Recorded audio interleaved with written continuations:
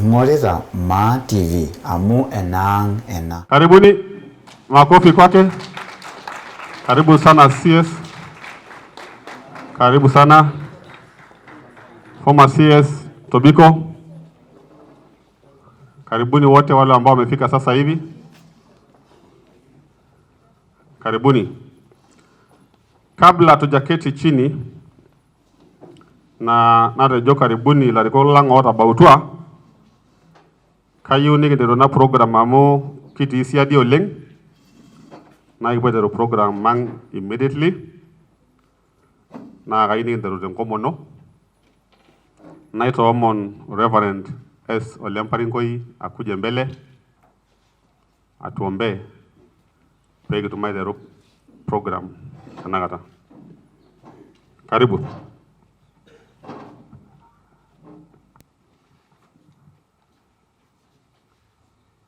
Maitoro kanya taumon. Olairori Nyankayang ikinarikino yenkisesa wenashe tenkaraki supatisho ino tiatua enkishui ang. Metii enkai naijo iyie, metii enikintanyaanyukieki, nemetii enikidutieki. Ashe tenkaraki eltipili lenoolong likiterrepa apa toorng'ej apa nintabaikia iyiok tenkaraki eyieunoto empiris ino. Ashe naa tenkaraki mbaa pooki nteru tenebo iyiok anaa piinterua duake kietuo. Ilua iyiok anaa irkirapashi intung'ua lubot pookin enaaji ang' e Maa. Taana tenebo iyiok tenkipirta enoolong nimpotoko iyiok naa tenkarna olairoriani Yesu kitoomono iyie. Yesai, ashe, aomon taa piiton.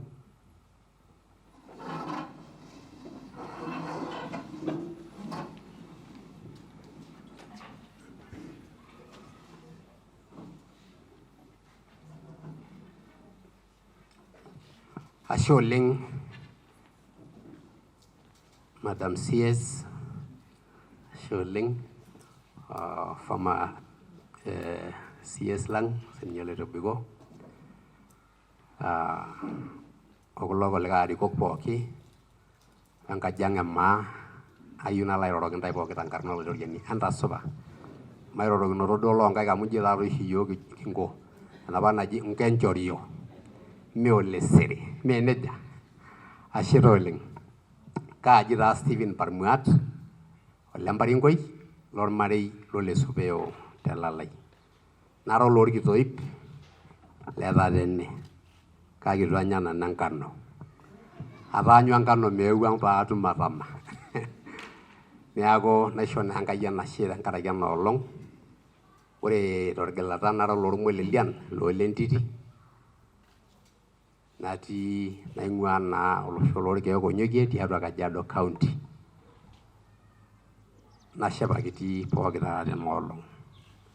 Ara sii orpayian loonkera 5, nara kakuyiaa loonkakui 12. Neeku nejia teeyie ele payian oitashe tene. Naisho naa Enkai enashe amu ara olairritani tiatua esirit naji ene Presbyterian Outreach Mission Church. Naigirigirie akeyie orng'osila apa likitii pikijo kiti. Mekure kingil atii enewueji amu kitobiko tentonata ele doinyio oleng. Peetum enkaji e Maa anoto elaaroto nikitodua ina tiatua PMC. Naa kalimu naa amu mee entoki napiki enkutoto.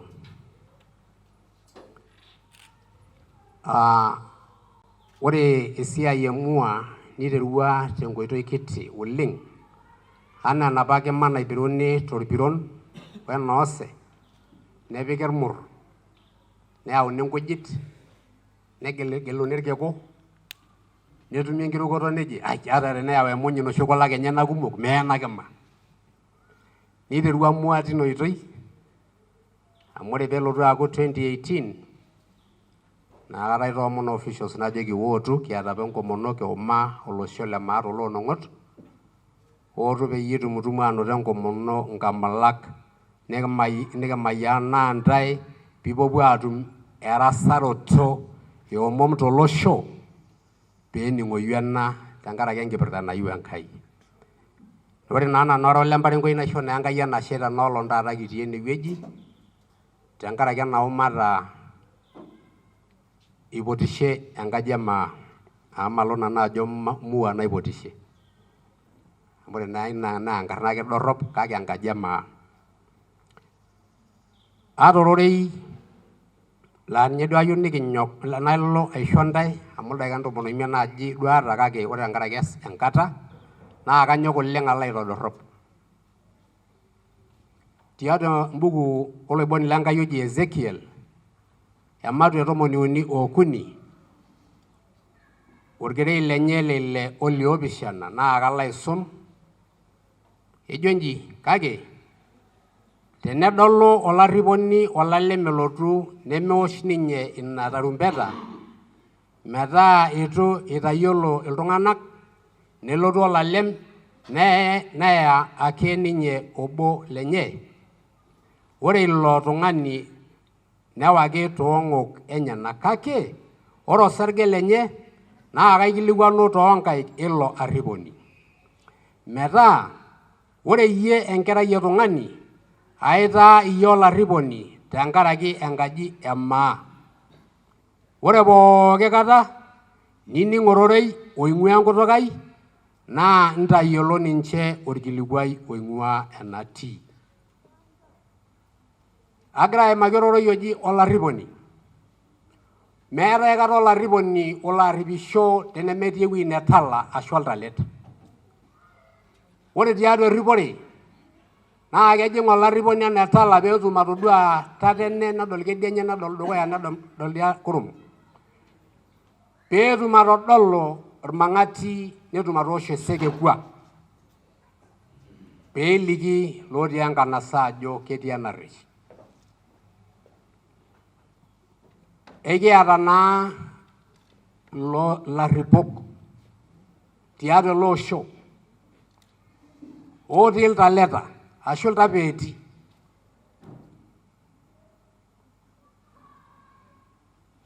Ore oshi tiatua larripok naa keetai iltapeeti toolubot pooki enkanasa. Itobirua naa Enkai metaa keetai ilarripok nejo ore naa larripok lolosho ootipika Enkai ilubot pookin naa peetum aitabai esiai naishooki tina rishata natii ninche amu eeta apa kulikae otii tedukuya ninche.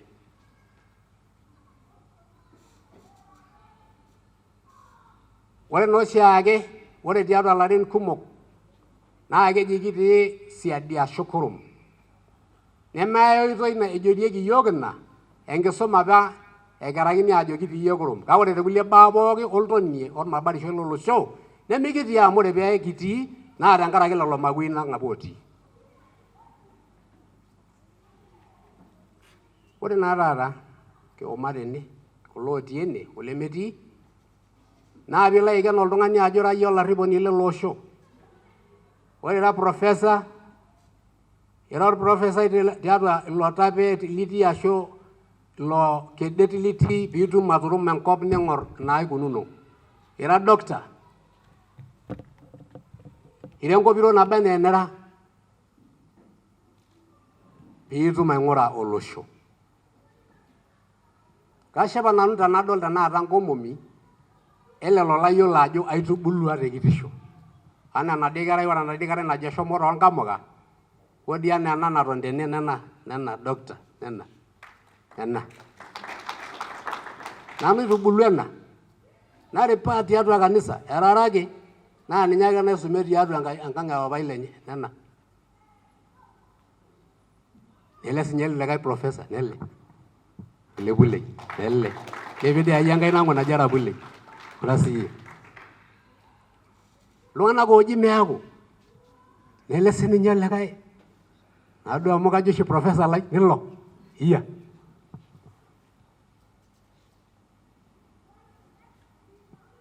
Olikae banka sinye otii idie wueji Sirere lepie enkaina mikitodoli. Metaa ore nanu arok lairritani atii oltalet pairrita naa paas esiai naipirare maa tenkuretisho. Naa tenaa peeji hei tenkaraki mbaa naironyito olosho naa pairo neme pairake paas enkias. Ore sii oyie tewueji naba enaa enitii itii oltapet ashu oltalet piitum airoro. Naashe kidolta sinye CS lang Ole Tobiko amu itu eureyie apa airoro. Ore dii 2018 kitii Sakutia tidie Tamao nikilepie enkaik aut idialo. Apa nirorie pee ipang'uni tentim.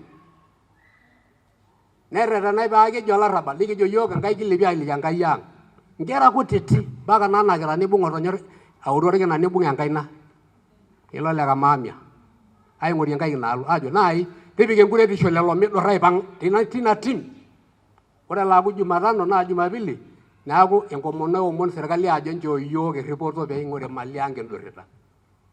Ore sinye CS ang naewuo enkai dii naata embaye nataasa. Nyaaki nchopo aya amuke naaduo nalio ajo etijing'a ene nkitati ewueji. Neme nejia? Iya, enkai dii naikena yiok. Neeku itii yie ilo talet Madam CS Mheshimiwa ang'. Naa kayiolo ajo mira mpisai isiet, mira enteleleki amu kaayiolo. Neeku matijing'. Ore oshi ayieu naikilikuan intae. Amaa orkeju oruko naaji orkeju sapuk kelang enkalao. Iya? Iya? Irkuti tung'anak oojo kelang ooyiolo. Ore enkalao naa ore oloing'ok loolalao naa keng'as ninche aibung'a nkejek ninche maate nejoki kulie alao pooki entakedoto entaked iyiok. Niperiperari nelang aapuo elde kekun. Ore osio iyiok tenedoli ajo kijoito iyiok kira enkaji kiti mikira kiti. Amu ore enkibung'a ang' naa ikilang orkeju oba enaa olotii tedukuya yiok. We can encounter any challenge which is placed ahead of us. Meeta hoo entoki nabo nikilaikino tenkibung'a. Nilo professor, nilo likae. Kulo tung'anak ootipikaki esiai olchekuti. Aomon taata alo aidip amu toning'o chairman amu mitii naa naaji irorita irkumok tenewueji naa sidai naa amu kiata naa Ole pee conduct pooki tung'ani tene nining'ito ajo oloiroro dii ake olotigire peetumi aatipik forum.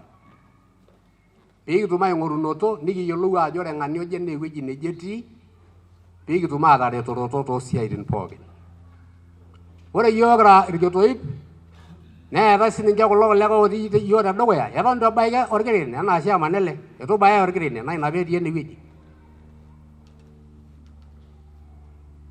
Neeku eisidai tenikiyiolou ajo ore enkibung'a ang' naa keyau emirishoi.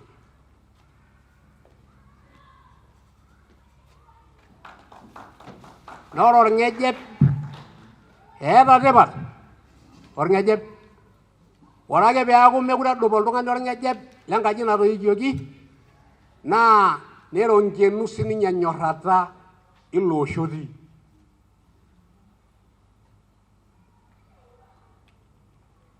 Naa kayieu naishoru shakenisho. Ore apa peyie aisuma, ore apa nanu peebau enkata paayamisho nemeetai intoyie ormaasai naisumate naidim ayama kake nesotua eetai. Netabawua nyoo? Ajo hai oyie atagoliki enaa oldiotore. Naai tuutayioki siake nayamisho, ore paalo ayamisho nayam nena idialo oldonyo keri.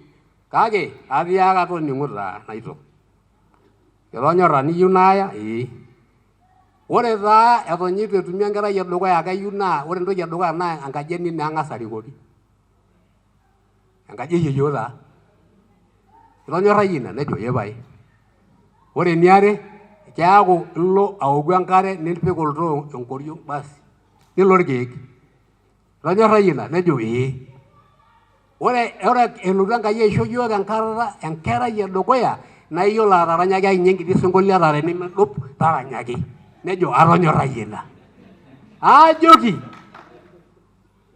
ore eponu ayu nana kulie kera pooki enkutuk emaa kiro. Najoki taa apa ore taa entoki duo nikiya naa enaishoru entoki torrono oleng enkolong nabo nalotu aning ijoki enkerai aterere toltiren. Kake nejo ore ina sawa maas ina pii. Kake nebulu nkera ena kutuk ikaja. Ate epuo enkisuma naba enaa nashomo amu shakenisho naalotie ene toonkera ainei. Mpaka ore ena tito botor naipotiki diyie ena. Nore nkera enyenak etii US keeta ake mbukui ormaasai niro kimaasai. Amu ore ninye enaalo kuldo likituputana naa shakeni olepu le professor. Ore nkera enye niro nkutukie enye. Pasa peero lelo nkutukie enkutuk enye etii king'a oo neetii enakop. Ooyio tii Nairobi nimira enkerai ino lormaasai. Naa iyie atipika Enkai oltalet inoolong piirrip ilo marei lino peetum inkera airoro enkutuk. Ina dii entoki edukuya. Pooki naa peetum Enkai atareto iyiok nejo kaikilikuanu osarge lilo. Ore ilo tapong'ori keye ninye toong'oki enyenak kake ore iyie ilo shoo metapong'ori naa iyie ikilikuan. Ekiyieu nikilikuan iyiok Enkai empong'oroto ashu errorro loosho oishoo iyiok Enkai matorri. Mee sidai amu kikilikuan iyiok Enkai ata eishoi nalotu.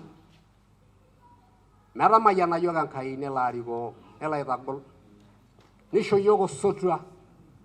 Metaa ore tenakata naa CS ang natii taata olde ng'ole oidipa atulusoi naa pee eboita nenya lomon amu keeta dii enikiutaki ele tasat amaai. Keeta enikiutaki. Naa nejia ake etiu kulo kulikae pooki. Peeji maikuna nji naa keji kaji taata ele enkaji narikoo. Amu ore ake peedoli apa iltung'anak ooyiapa nejo kenyoo taata ijo eeta pae taata naata kulo nejo nji eeta amu ore siinye enkaji kiti naa kiguana oshi. Naa ore engolon ino, ore ele osho, ore oltung'ani likinyikaki nikiro enaa pikiroro teneji maitinyikaki Ole Tobiko. Naa nejia ake etiu likae tung'ani otii olorika obo enaa olotii lolosho le Maa nikiata oltoilo. Ore kuna pooki matoomon maitukunya omon. Enkai ang kinarikino iyie enkisisa metii likae likintanyanyukieki. Timishiraki iyiok ororei lino losotua leseriani atua iltauja lang. Timishiraki iyiok oltoilo lenaboisho tiatua enaaji ang e Maa peekinyorra, nikiyanyita, nikining'uno, nikiriamari, nikinya lomon, nikiretoro, nikirishuno. Amu teniasa kuna nejo loreren ketii Enkai tenebo ele osho anaa piitii tenebo iyiok. Naa tenkarna e papa wenenkerai onaldosinyare kitoomonoyie. Sore oleng Mr. Chairman amu kaata naa atalang'a. Yiololo apa ajo ore apa kiata apa ina omono naa kitejo apa kipuo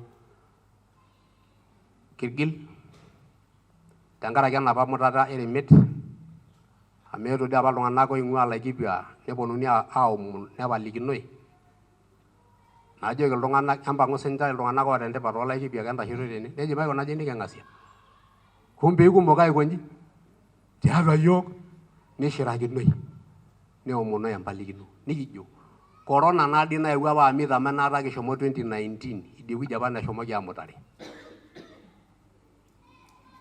Piikinteru teine paikintoki ailepa aapuo idialo e Laikipia. Kake ore naa amu nena forum taata naa Bwana Chairman anaa eniyiolo naa lolarikok lang likiata amu etalaikine dii apa CS aeu inoolong amu etudung'oki apa enkenoku enteke napata piilo idialo. Ore naa amu noolo yiok emaing'oru piikisioki aas ina. Amu ina toki dii nagira aitanyamal iyiok nekitayiolito apa ajo pooki ake tenikipuo amu kitoomonote apa empalikino neyai eilata lubot pooki enaaji ang e Maa kake eng'orr ina naa mpaka nikintabaya. Ashe oleng.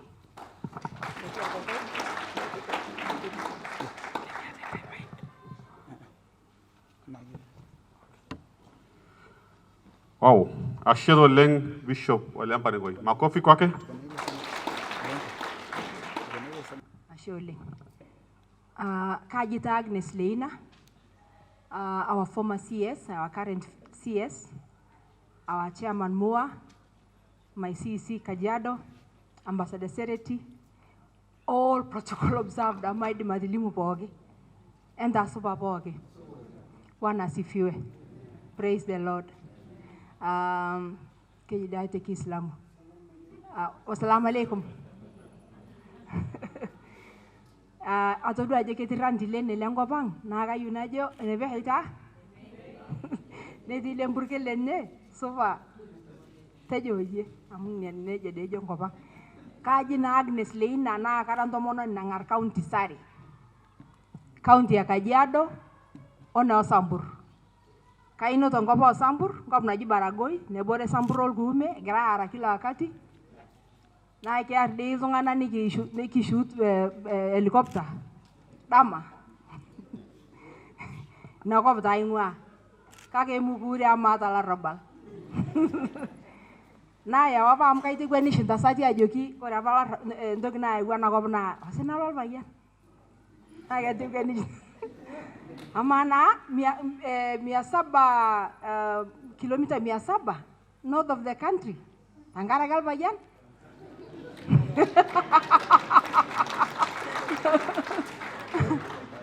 Neewuo sii apa ninye ayau ilo sina idia kop. Taaji apa etalang ninye ntoyie tenkop enche. Nikitumo naake iltung'ana aare nikiponu aitai enkang nikintoki sii aisiai iltung'ana isiaia sii apa ninye iltung'ana tenkop ang nalotu sii nanu aisiaisho taaji tenkop enche. Najo ashe Tankai. Kore itu aendelea kata request natejoki piikintasho pee accept so that our CS can also appreciate ajo kebaa iltung'ana oetuo from which counties so that you have an idea. Ketii iltung'ana oing'ua Marsabit County. Etolimuoki duo nkarn inji entashoto ake ningonjiji nkarn nkaik kidogo.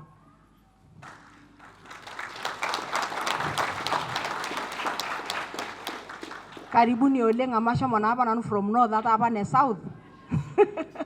Naa kuna ntaata najoki ntae karibuni. Tanalotu nanu nkop ang nikijoki ntae karibuni. Eetae sii iltung'ana oing'ua Baringo. Keetae iltung'ana oing'ua Baringo. Ilchamus. Ilchalashala yene.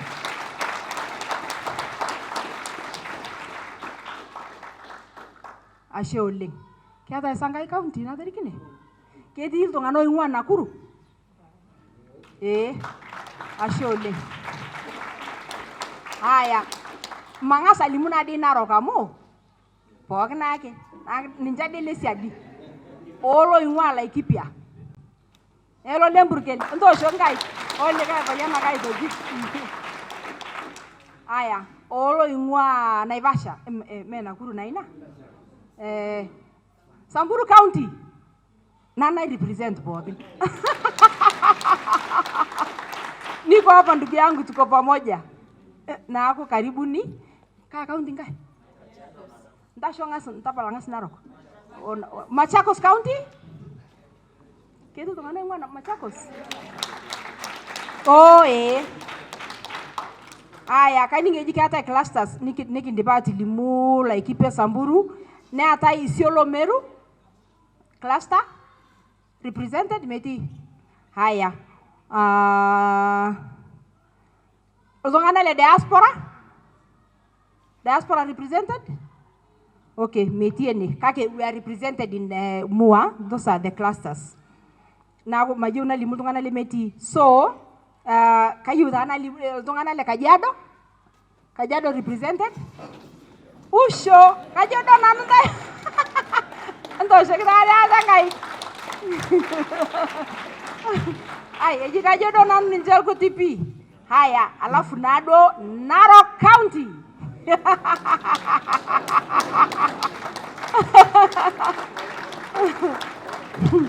Ashe oleng, ashe oleng.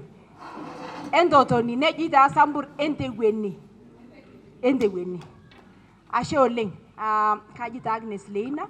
Natilimu ado ajo kara ntomononi nang'ar counties. Maarikino akata county naing'ua. Lazima ake paalimu. naing'ua naa Kajiado naa tenkiama nkang' Lempoke. Mayiolo tenaa keeta iltung'anak le nkang' Lempoke etii ene. Tenaa itii ene naa kara naa represented. Nkang' Lempoke. Very good. Ashe. Naa kaata shirika naji Laramatak Community Concerns. Naisava te anti-FGM board 6 years. Kebak naa teine atumo iltung'anak kumok kebak naa kitumote teine. Amu eishunye apa ina tama ilarin 6. Naa teine naa apa atumo iltung'anak kumok agira ake aifundisha iltung'anak. Nayiolo iltung'anak kumok teine kake kekumok sii lamayiolo. Kiyioloro tao Dr. Parsitau. We have worked together. I'm also the coordinator for Africa in an African network naji Indigenous People of Africa Coordinating Committee. Na nimewahi kufanya kazi na yeye consultancy Nchoe. Kitaasa trainings on tomono koleng tene.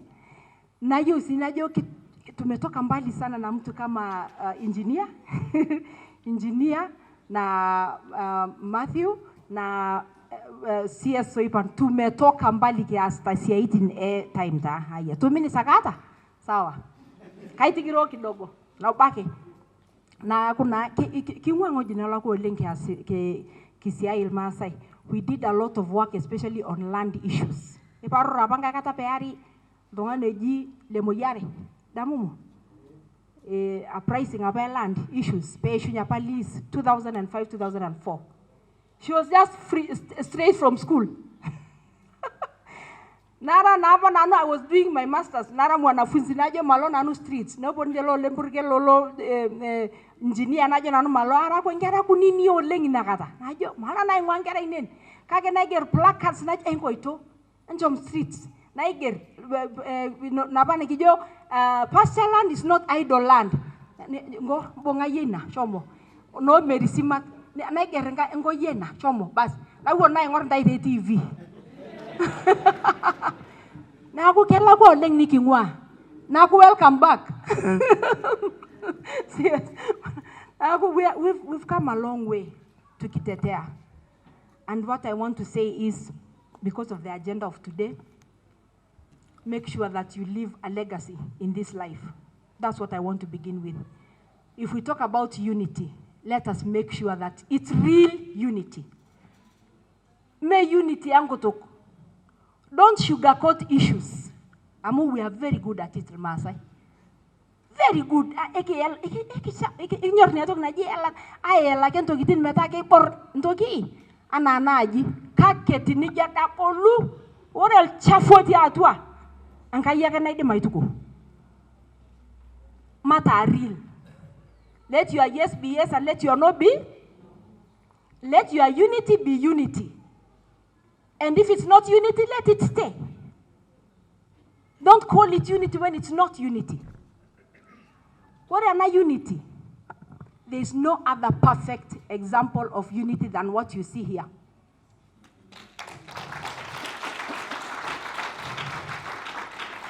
Taja kata itiningo yel tongano ipanga. Ni tukai asha in likai. Neshipakino nejoki ngolori kama isho. Anu men normal. Kore anani kita asa anapar anolo.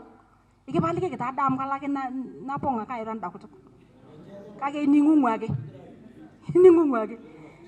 Kore anani kita asa nolong. Entoki na sham ngayeshu na nyor ngayeshu mata. Kia sham ngayeshu mata na nikita asa. Kia shipagino ngayeshu mata na nikita asa. Kore anani kita asa. Keyu mayanat kumok oleng taatwa yo. Kejo ke gute yo nesho yo ngairo ruata sida yo leng mbale zaidi. What we have done pleases the Lord. It's a perfect example of unity. Inanikijo itake Maa Unity. Kayo adake na ingwangiti question at the end, which will be a question for all of us. We have to even evaluate. Ama ana unity ana peiteruni. Mr. Pasha, what are the results? This is one of them. I'm now participating in, but we have to know what other results are there. And if it's not there, then say it's not there. And let us accept that it's beginning here. The results, the good results of our unity begins here today. Because what we have done here today, we have shown. Ntoki na please yo, na please ngai yeshumata. Amwekera losho oshamangai onyorangai. Losho omayana.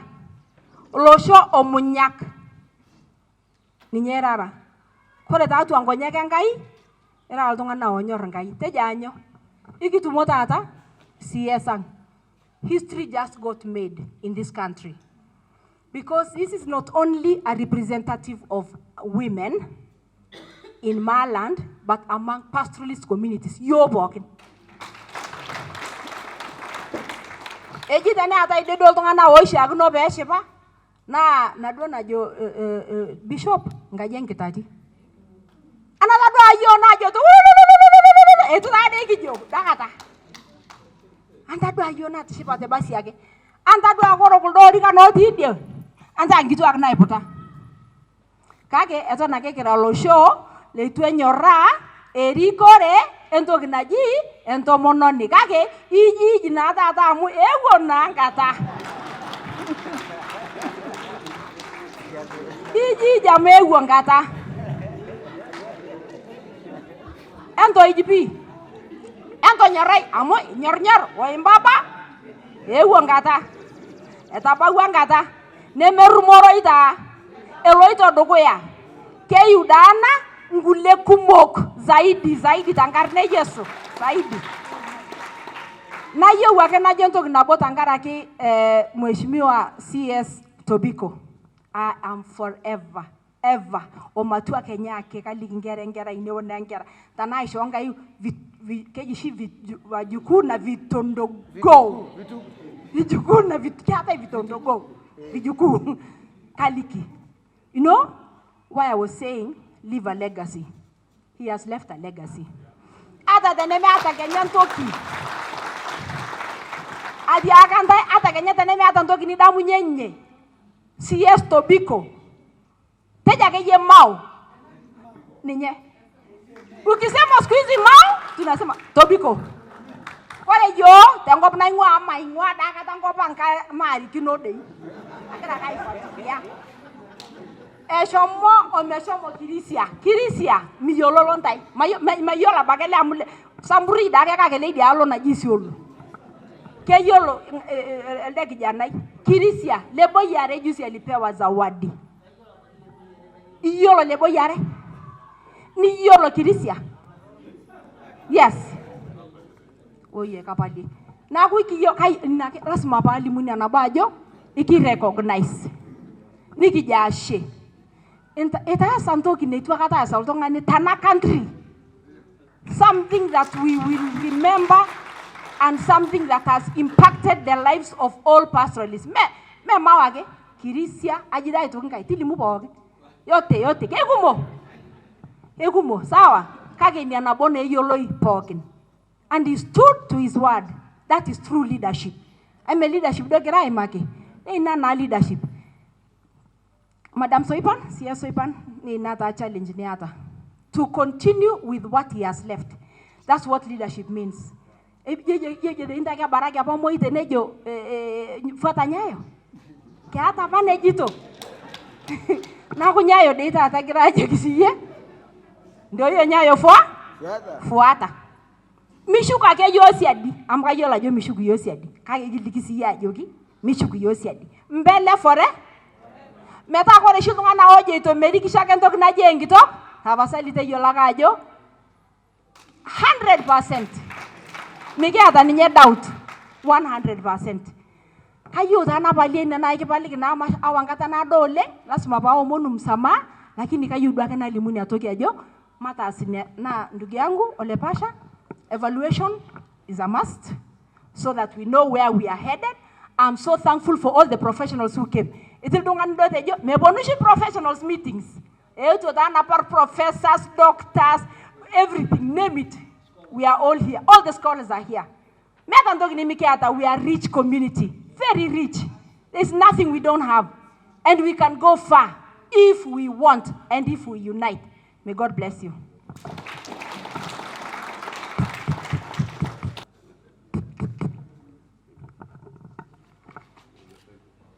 Bismillahirrahmanirrahim. Mheshimiwa CS Soipan, our retired CS Tobiko, larikok olpa yenikitwa glol Maasai oltung'anak ooti entasupa pookin. Kipaliki taa penamu yiolo ajo kitobiki ena siai ooswahili wesiai e Kingeresa ketaa keyau enkalano tenkiroroto enkutuk ormaasai. Kake kanyok duo ajo woi akeyie maitushul amu itejo duo ore ena kiroroto ena kiguene taata naa Kimasai irori. Neeku kanyok airo naa Kimasai enayieuni. Kajo nanu ore entoki edukuya nang'as ajo naa Enkai ashukoki enashe tenkidimata wenyuata olturrur le Maa tena siai natadamutua edamunoto etipat oleng enaboishu enkaji emaasinta. Kiroroki ilomon kumok namara arriyia aigil naatejoki. Kore entoki nang'as ajo naa nchere anaa peetejo nai lootang'asa airo naa kishukoki enashe Enkai tenkaraki erikore nikinoto tena sirkali werikore apa nikiata tenda sirkali apa natulusoyie. Kore pooki katushe pooki rashata elotu naa kelotu neyau Enkai ilomon lenyena, neyau Enkai inkoitoi enyena, neyau Enkai iloseki lenyena. Nemeetai obinadamu entoki taata niindim atejo kainyoo peeteena peitu eaku enda. Amu ore apa pooki ng'ae epuoi awosh kura neeta apa enipirie kura enye, neeta oltung'ani otooshoki kura. Kake ore mbaa naatupukutuo etaa etooshoki kura naa nena nenkai naa nena kiruk. Nekintashe teine nekimbung' inkaik lelo loonoto lorikan nekishet peekiaku enkaji naitashe meeta siasa toonkatitin pookin. Ore entoki naitashali tenkaji emaa naa siasa oosai 24 tenkolong. Enaa meetai enkata nemeetai siasa, meetai enkata naji kindipa siasa emaa paashet inkang'itie, emaa paashet inkishu, enaa matang'orr inkishu. Naa ore taa peeku inaalano kiata nemekitum aikata maendeleo amu keaku kirem ake. Erem ake kitii, neeku ore peas oloing'ang'e naje nejo tenkaraki ena. Neiturrur pooki ng'ae iltung'anak lenyenak nepik kona teidie, nekirikino aajo ore kulo tung'anak naa ele osho obo einokino naa ele osho itaas. Kayieu naomon intae enkaji emaa nchere ore siasa toonkatitin naapwonu, ore peidipayu siasa neidipayu siasa. Ore enkiguena e siasa naa keasi eitu ebaya siasa. Measi enkiguena e siasa idipaki siasa. Ore siasa nasuju kura naa fitina mekure siasa. Ore nkajijik pookin naa kiguena eitu ebau siasa, mekure aiguena teidipaki siasa. Ore eidipaki siasa naa peiturrurokino ilarikok oonotoki nesheti peetumoki enkaji emaa anaa nkajijik akeyie oltung'anak aashom dukuya. Ore taata enaa enkaji emaa toonduat nadolta nanu naa nchere ore enyamali sapuk nikiata naa kiata enyamali amu ena naji ake natejo kitanyaita kiruk ilarikok lekiata. Naa ore peeku mekiruk ilarikok lekiata naa kinyamalu amu kerikisho naa iltung'anak otii ilorikan. Naa ore oltung'ani peedol etii olorika neitu enyorrari ajo etii olorika naa ketum emurt negolu eutari amu mekure naa dii ening' intae. Naa ore teniyieu nening' intae ilarikok, eruko lelo arikok. Kejoki iyiok olkiparai lang' loosilamu Muhammad peace be upon him, etejo ore ilarikok oisul tentae naa ilarikok oonyorr intae ninyorrinyorro sii intae. Ilarikok liomonoki Enkai neomonoki sininche lelo arikok intae Enkai. Ilarikok naa ore peeutari neutaroyu. Ore naisul anaa isuuj toolarikok linyi naa ilarikok loodek intae idekitata. Ore peeku iatata ilarikok naa intae edek nidekitata sii intae miatata eniwuowu anaa olosho. Niakuku olosho lemeeta eneipirr. Ore likae omoni nai lajo paaponie ilo naa olomoni lesiai osina otijing'a atua enkop ormaasai. Ore piidol enegira aikunari nkwapi enaa taata atua nkishu naidol ajo kitanyamalita oleng amu kegira asapuku osina tenkop ormaasai. Enyoito loonyorr Enkai embung'a enkiguena endamu eneasi. Nemetii eneasi meetai lelo arikok. Enyoito eng'urai enias siasa amu keetuo ntokitin naa meeta enikuni peerrinyi. Keewuo ena toki najo climate change enetaa mekure kiyiolo ajo kanu esha naa kanu egwarr. Mikiyiolo ajo kanu kitum endaa naa kanu mekiata. Mikiyiolo ajo kanu kilep inkishu naa kanu kemuta yiok inkishu, mekure kiyiolo. amu kono be yolo lwana na kidur ne ado be ne duragini kai da de gweni duragini etutu wenjengo enyu idama ibungen gigwena pe gitumoka atu mito yate kore bila twengo bol masa yene pata ta lelero le meti sukul ilwana le metu milgasin ata de ne ata le logasin ne ta kumogole na rangara megure kin demudo isi yo ai so miengera na ore be megiso miengera as negitum na aldo wana la jo chokorati adu angangiti ne megure ge ata future as a community kei magana aji domona bona rorote ne anana yegara ye equity na image mba na nyoro le ngamu kore na na gara menyendo ye ara na ndo ye na abishana lo ida chedene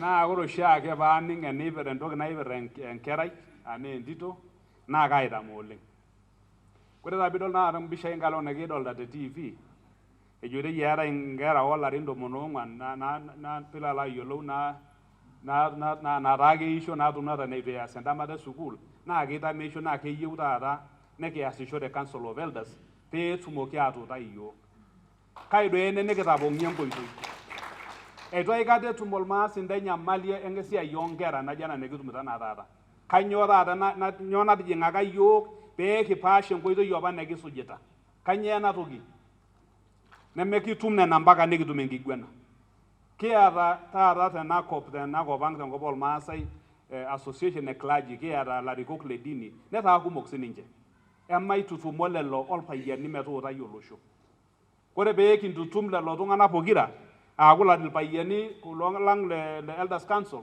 ne gi dog bila la yula tutu mo clergy ne pa gi ne gi tumengi gwena ne gi mbiri yana sia yongera ke me gi nyamalolo nyoranga ne ke ya ku tungana na ke sta isere ke o shega na tini ke da lungana le lo ta nyamalita ayona isho mua challenge nabo yo bogi kanyo kias pege nda koro lo shobe do munya me do munya gara wona lay to goro mbaga ne goro koro ba bi daru ni the black movement the United States and ajoba black power and negros ni da mo bolo saka jo kanyo do gi jogel to ngana pe goro lo ngana ni ru ka ta do lajo ko de si yo nekira endoki nekira neither unyoba story naji God is a negro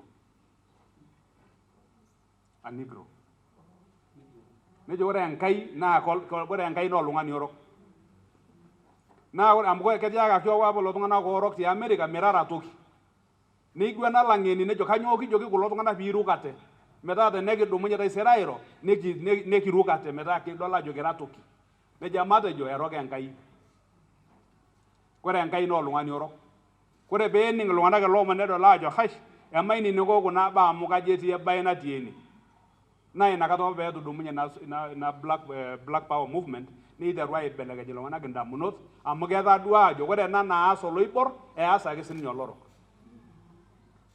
kanya na asir gule ga ngana lena ko me asol masani kanyo di na ngi jogil masai meta goroto pe de musininja aida shuito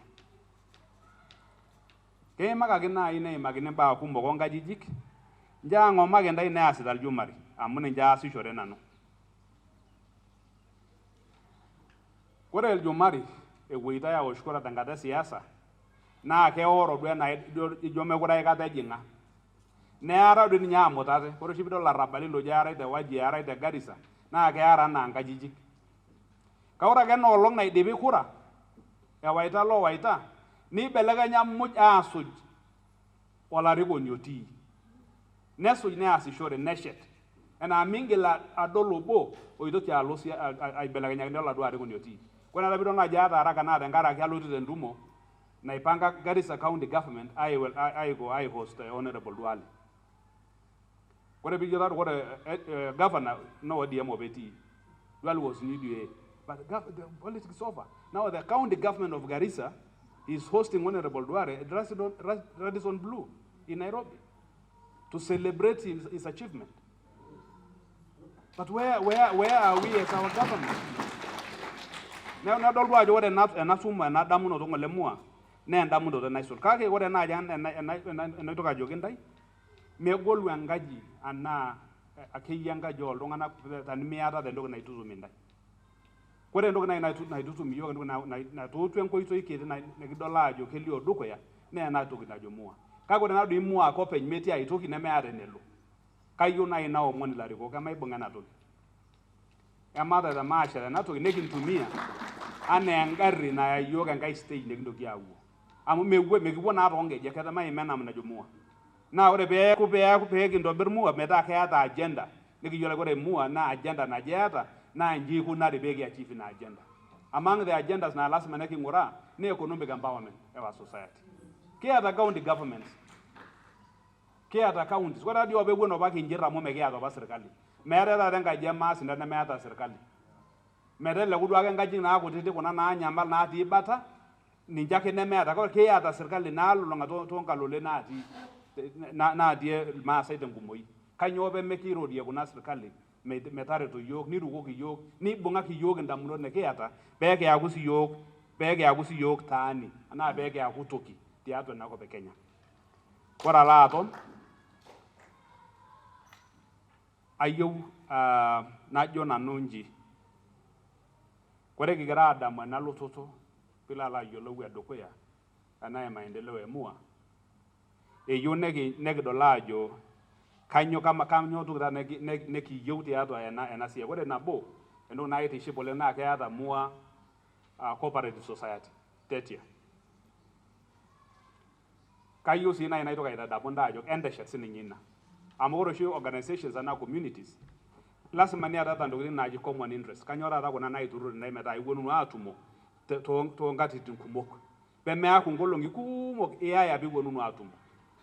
Ore naa ene musho naa nchere ayieu nai naomon ilarikok metareto Mua pee irorieki county governments peibung'i ormaasai peibung'i entumo nabo sapuk oolarikok pooki oogeluno tenkop ormaasai.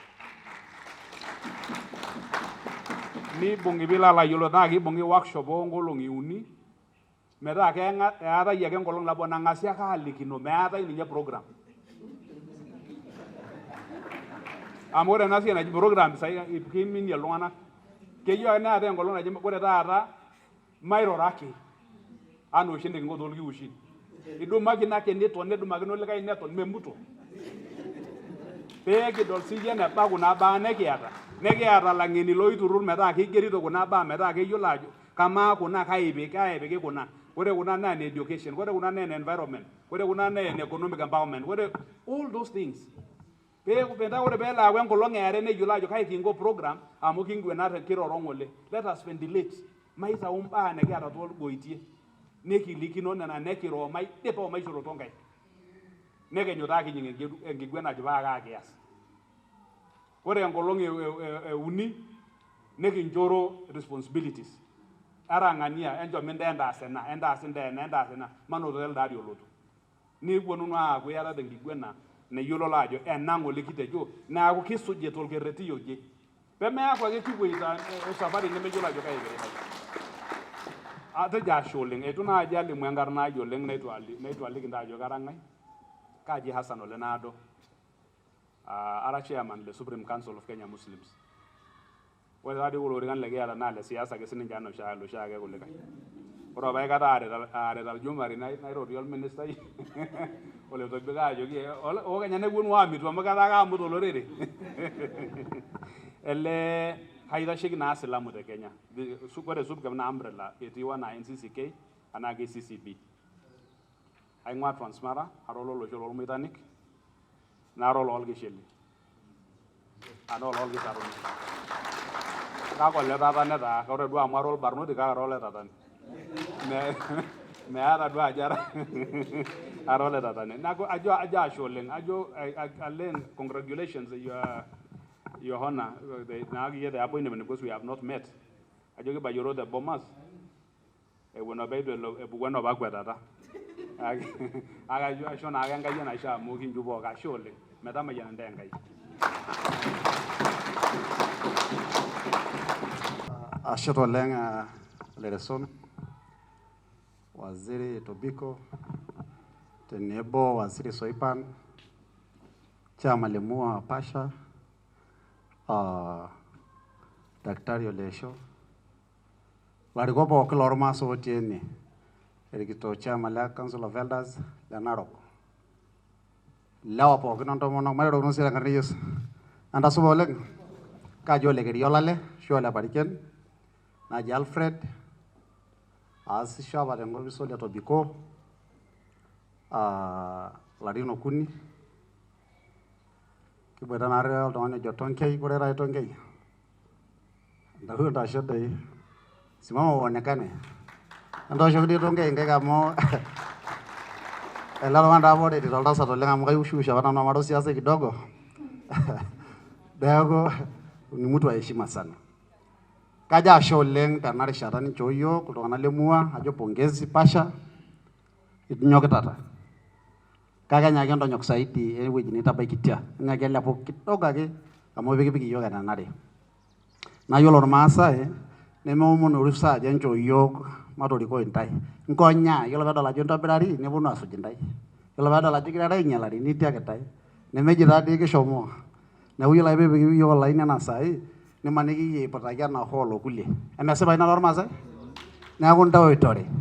Nabo taa nanu najo. Yiolo eniare, kajo ashe oleng tenatumo amu yiolo Ole Tobiko naa ninye apa oltung'ani kitok te serkali ng'ole natulusoyie tiatua olosho lormaasai.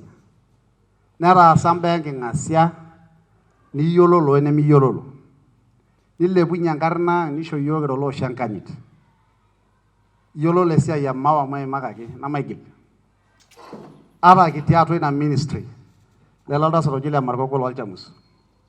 Yiolo larrabali otii atua Mheshimiwa CS the current melelek taa. Kake etonyua Ole Tobiko ai-streamline inewueji. Niken esiai oontimi metaa medung'i. Naa neigerr inkera. Adamu enkolong nabo nikingero clerks 22 nepiki naajo Maa 11 nikincho Kenya musima 9 metooro. Amaa doi ina meng'oroto olosho ina? Ajo taa mipuopuo alikio yiok etii kajo taa yiok taa otii ene. Aang'orr olosho. Naa losekin disasi kini eikoni eng'orieki. Naa yiolo entoki nanyorrie apa nanu Ole Tobiko aisul mejo Kajiado ake. Keipotaki nejo kore le Markoko, kore Ilchamus, kore Rendile, kore Laikipia, elo narreki lempurkel ina office, kore Narok, kore ewueji neje. Naa najo nanu ayau nkera are amu aro siasa najo keeta Keriolale hapana. Kore enorpurko, kore enoloitai. And that is fairness. Neeku asiri kajo mikitamayiana Enkai tenkaraki ina amu itung'uayie legacy sidai sapuk oleng tiatua ina ministry olosho le Kenya pookin. Yiolo embae naing'asiyie pii ekira apa yiok oltung'ani le Azimio. Yiololo, yiolo dii ninye olong kitoosho entumo tenaaji ebaba. Naa nejia yiolo tormaasai oleng naa inaalo kitii. Yiololo duo ake enkiroshi apa nikiata tinaalo lempurkel. Kake eewuo Ole Tobiko neponu aatumo Waziri Soipan naa yiolo taa ajo yiolo siinye ilo pul otii naa enkoing'oni ilo pul neponu airorokino tenkaraki ele osho, enyorrata olosho lang. Emesipa doi ina? Neeku sidai teneeku naboisho esapuk amu ninye ene maana olosho alang ene siasa. Ashu emesipa? The Maa unity is more important than political affiliations and all that. Kai nanu najoki ntae inji. Waziri sidai ina katukul eewuo amayian Mheshimiwa Soipan nidurrua naa serkali te Kajiado kinyakita siyiok Narok taata ang'amu. Shomo nejia doi. Oye enaalo taadii oshi taata etii intokitin. Neeku kitishipate siyiok kira Narok tenikintoki aatum CS. Ashomo nejia. Neeku yiolo amu eng'uto paamaya sinanu ena rishata kayieu ake najo ashe oleng. Najo siinye Waziri Soipan ashe tenkaraki kitodua niasita. Naa kinyorr iyie kira olosho lormaasai nisulaki Narok. Na tunakutambua sana. Kayieu ake najo irmaasai nairoro apa aelong tentumo kira oltim lolekenta. Naa ashe amu ketii chairman le Council of Elders. Soipan taata ministai naata enapa opiyio Ole Tobiko. Naa yiolo iyieu omiyieu ninye naata empendera ormaasai. Naa mpaka nikincho enkiroshi metaa eministai nanyorr olosho lenye. Pee kitumie nkishu natii atua ena serkali nikitumie ajo sinanu orkasi loonkera ang' niking'orunye doi nkulie kishu ang' natii oshi naata king'a. Ashe mesipa doi. Naa tenemikinyor naa enkang' nalio kitoki nemetum sinye value nekijokini mikinyor iyiok olosho linyi. Nayieu naidip ajo ashe oleng, najo metamayiana ntae Enkai kitii tenebo. Basi entasolo Maasai. Basi ore enedukuya naa enashe te Maa tenkaraki ninche oipotuo ena tumo. Naa aewuo duo enewueji saa 2 tenkaraki enkipototo e Maa amu kanyor ena toki naji naboisho. Naa ore taadoi naboisho naa entoki sidai kake meeta enaikoni peetumi naboisho meetai entoki naji osotua. Nemeeta sii enaikoni peetumi osotua meetai esipata olosho. Kajo Mandela oshi otejo without justice there is no peace. Sidai amu adolta ajo isidain iltung'anak tenewueji, sidain inkomomi, netishipate iltung'anak pookin tenkaraki emayianata Enkai. Kake kayiolo ajo ore irmaasai ore peyie oruni esipata enye naa keeku kulikae tung'anak. Neeku kayieu ake najo mara tenebo naa ashe oleng Ole Tobiko amu ore iyiok enkaji e Maa naa ki appreciate oleng esiai nitaasa. Ore esiai entim e Maa, I think it will forever be attributed to CS Tobiko. Naa kaisilig ajo ore ewueji nitabaiki Ole Tobiko esiai naa kelotu sinye CS Soipan, kelotu sinye ena shai amu ena shai doi ataendesha kazi. Naa ore ewueji nitu itabaiki Ole Tobiko naa kitabaiki sininye. I'm convinced ajo kees ina amu she's been my women rep. Naa kayiolo ajo oltung'ani oborr naa oltung'ani lemekwetiki imbaa naa oltung'ani lenkanyit. Naa ore dii enkanyit naa keya oltung'ani ewueji nelakwa.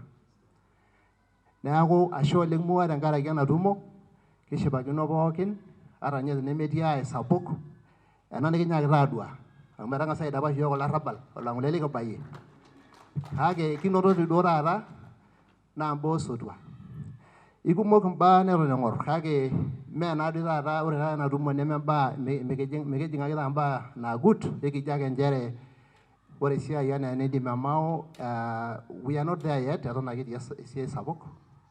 Aisilig ajo incho iyiok erishata, tiai rishata peekiponu sii aimaki ajo kaa nang'orr nikintoki aas aitadedeyie ina siai entim e Maa.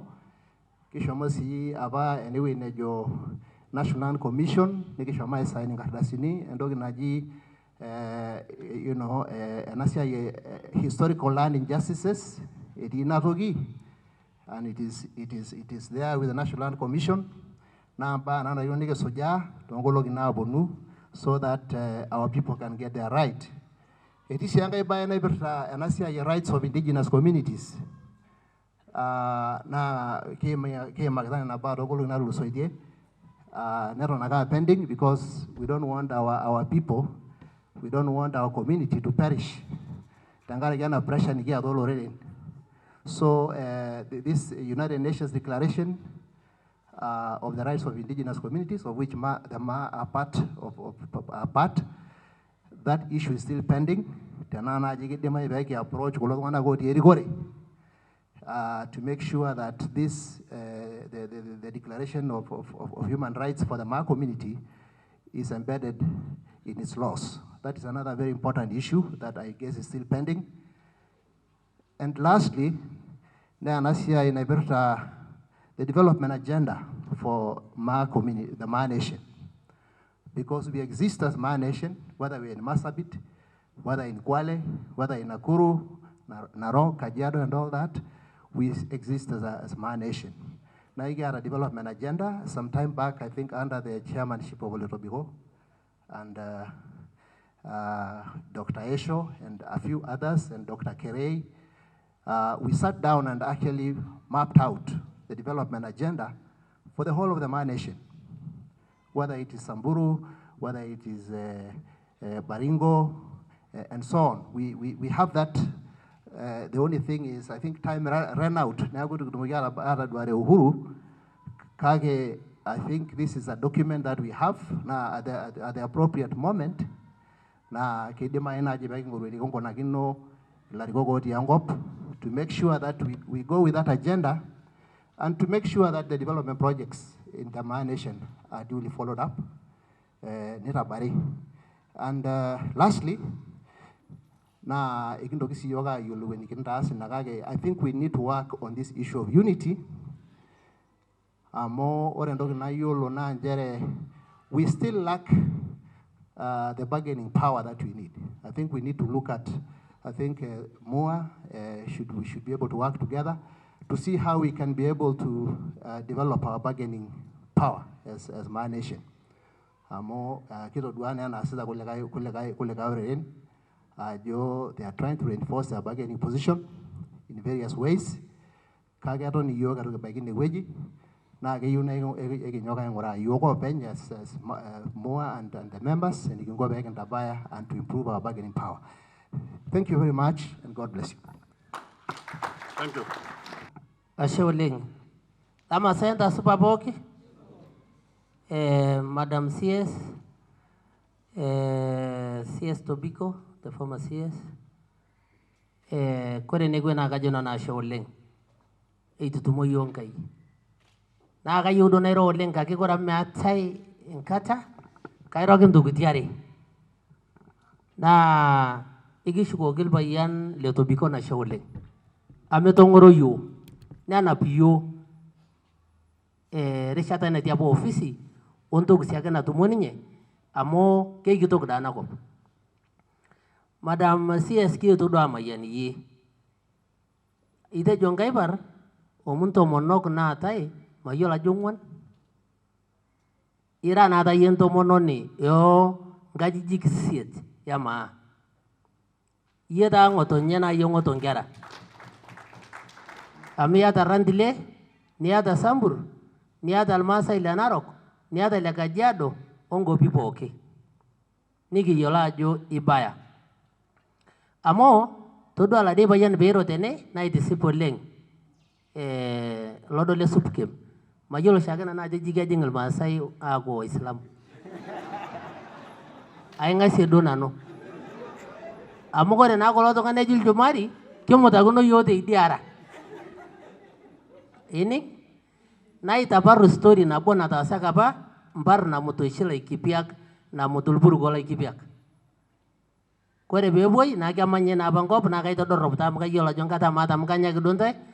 Neji national mai wotu meta ko dembar ni kinyala rabal ni kinyota bua anyala rabal neje gini ne ata apa aleo iboni apa oji alaba to mota ke jabangai ya ke ata apa lo iboni wala nana ne ata apa laroi oji lengi atu neje ke jola kibia ketenero memorata mbatian igrele ke rujare Nade itu kita ada naji, nyana itu korol tongan abe koja. Ne jongi to gambatian, kiti ola yeni shaka botere. Ne jolo iboni, kore tana iko, kora mit te jolo ikipiak neja. Oh, na kamu to ikipiak. Ne to gishi bautu mutaka ikipiak. Ne statement aga na te jogi, ne kini na baneja. Kore singkai, Madam CS, na kaligintai. Meata nas Madam CS meata ngurionga. Meata nas. Amu kaya isil gulio wara ko oji suyan. Ngai yolo wara ke jisuyan. Ke jai tanah ko binji. Mare ke jisuyan. Kore pe shangai, kore la dia ngon lo suyan. Ne petare ni nye poki. Nata meitu ini nyangai. Kore pe di binja Natasha. Kore pe nyototo. Itu yodo kundangwesi. Na arungwes arakinyo. Nama, ini benda siapa ini nama ninyala yang lagi ada ada. Ini benda siapa ini? Enyo to na Madam CS katilika nano ikinjo yung guriong na baya.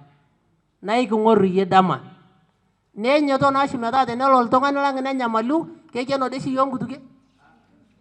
Inyango ngo oxygen. Enyo to na data amu ore shi na bari na reta ele bayan palo tunarok kore retai negerala riko gelang poki.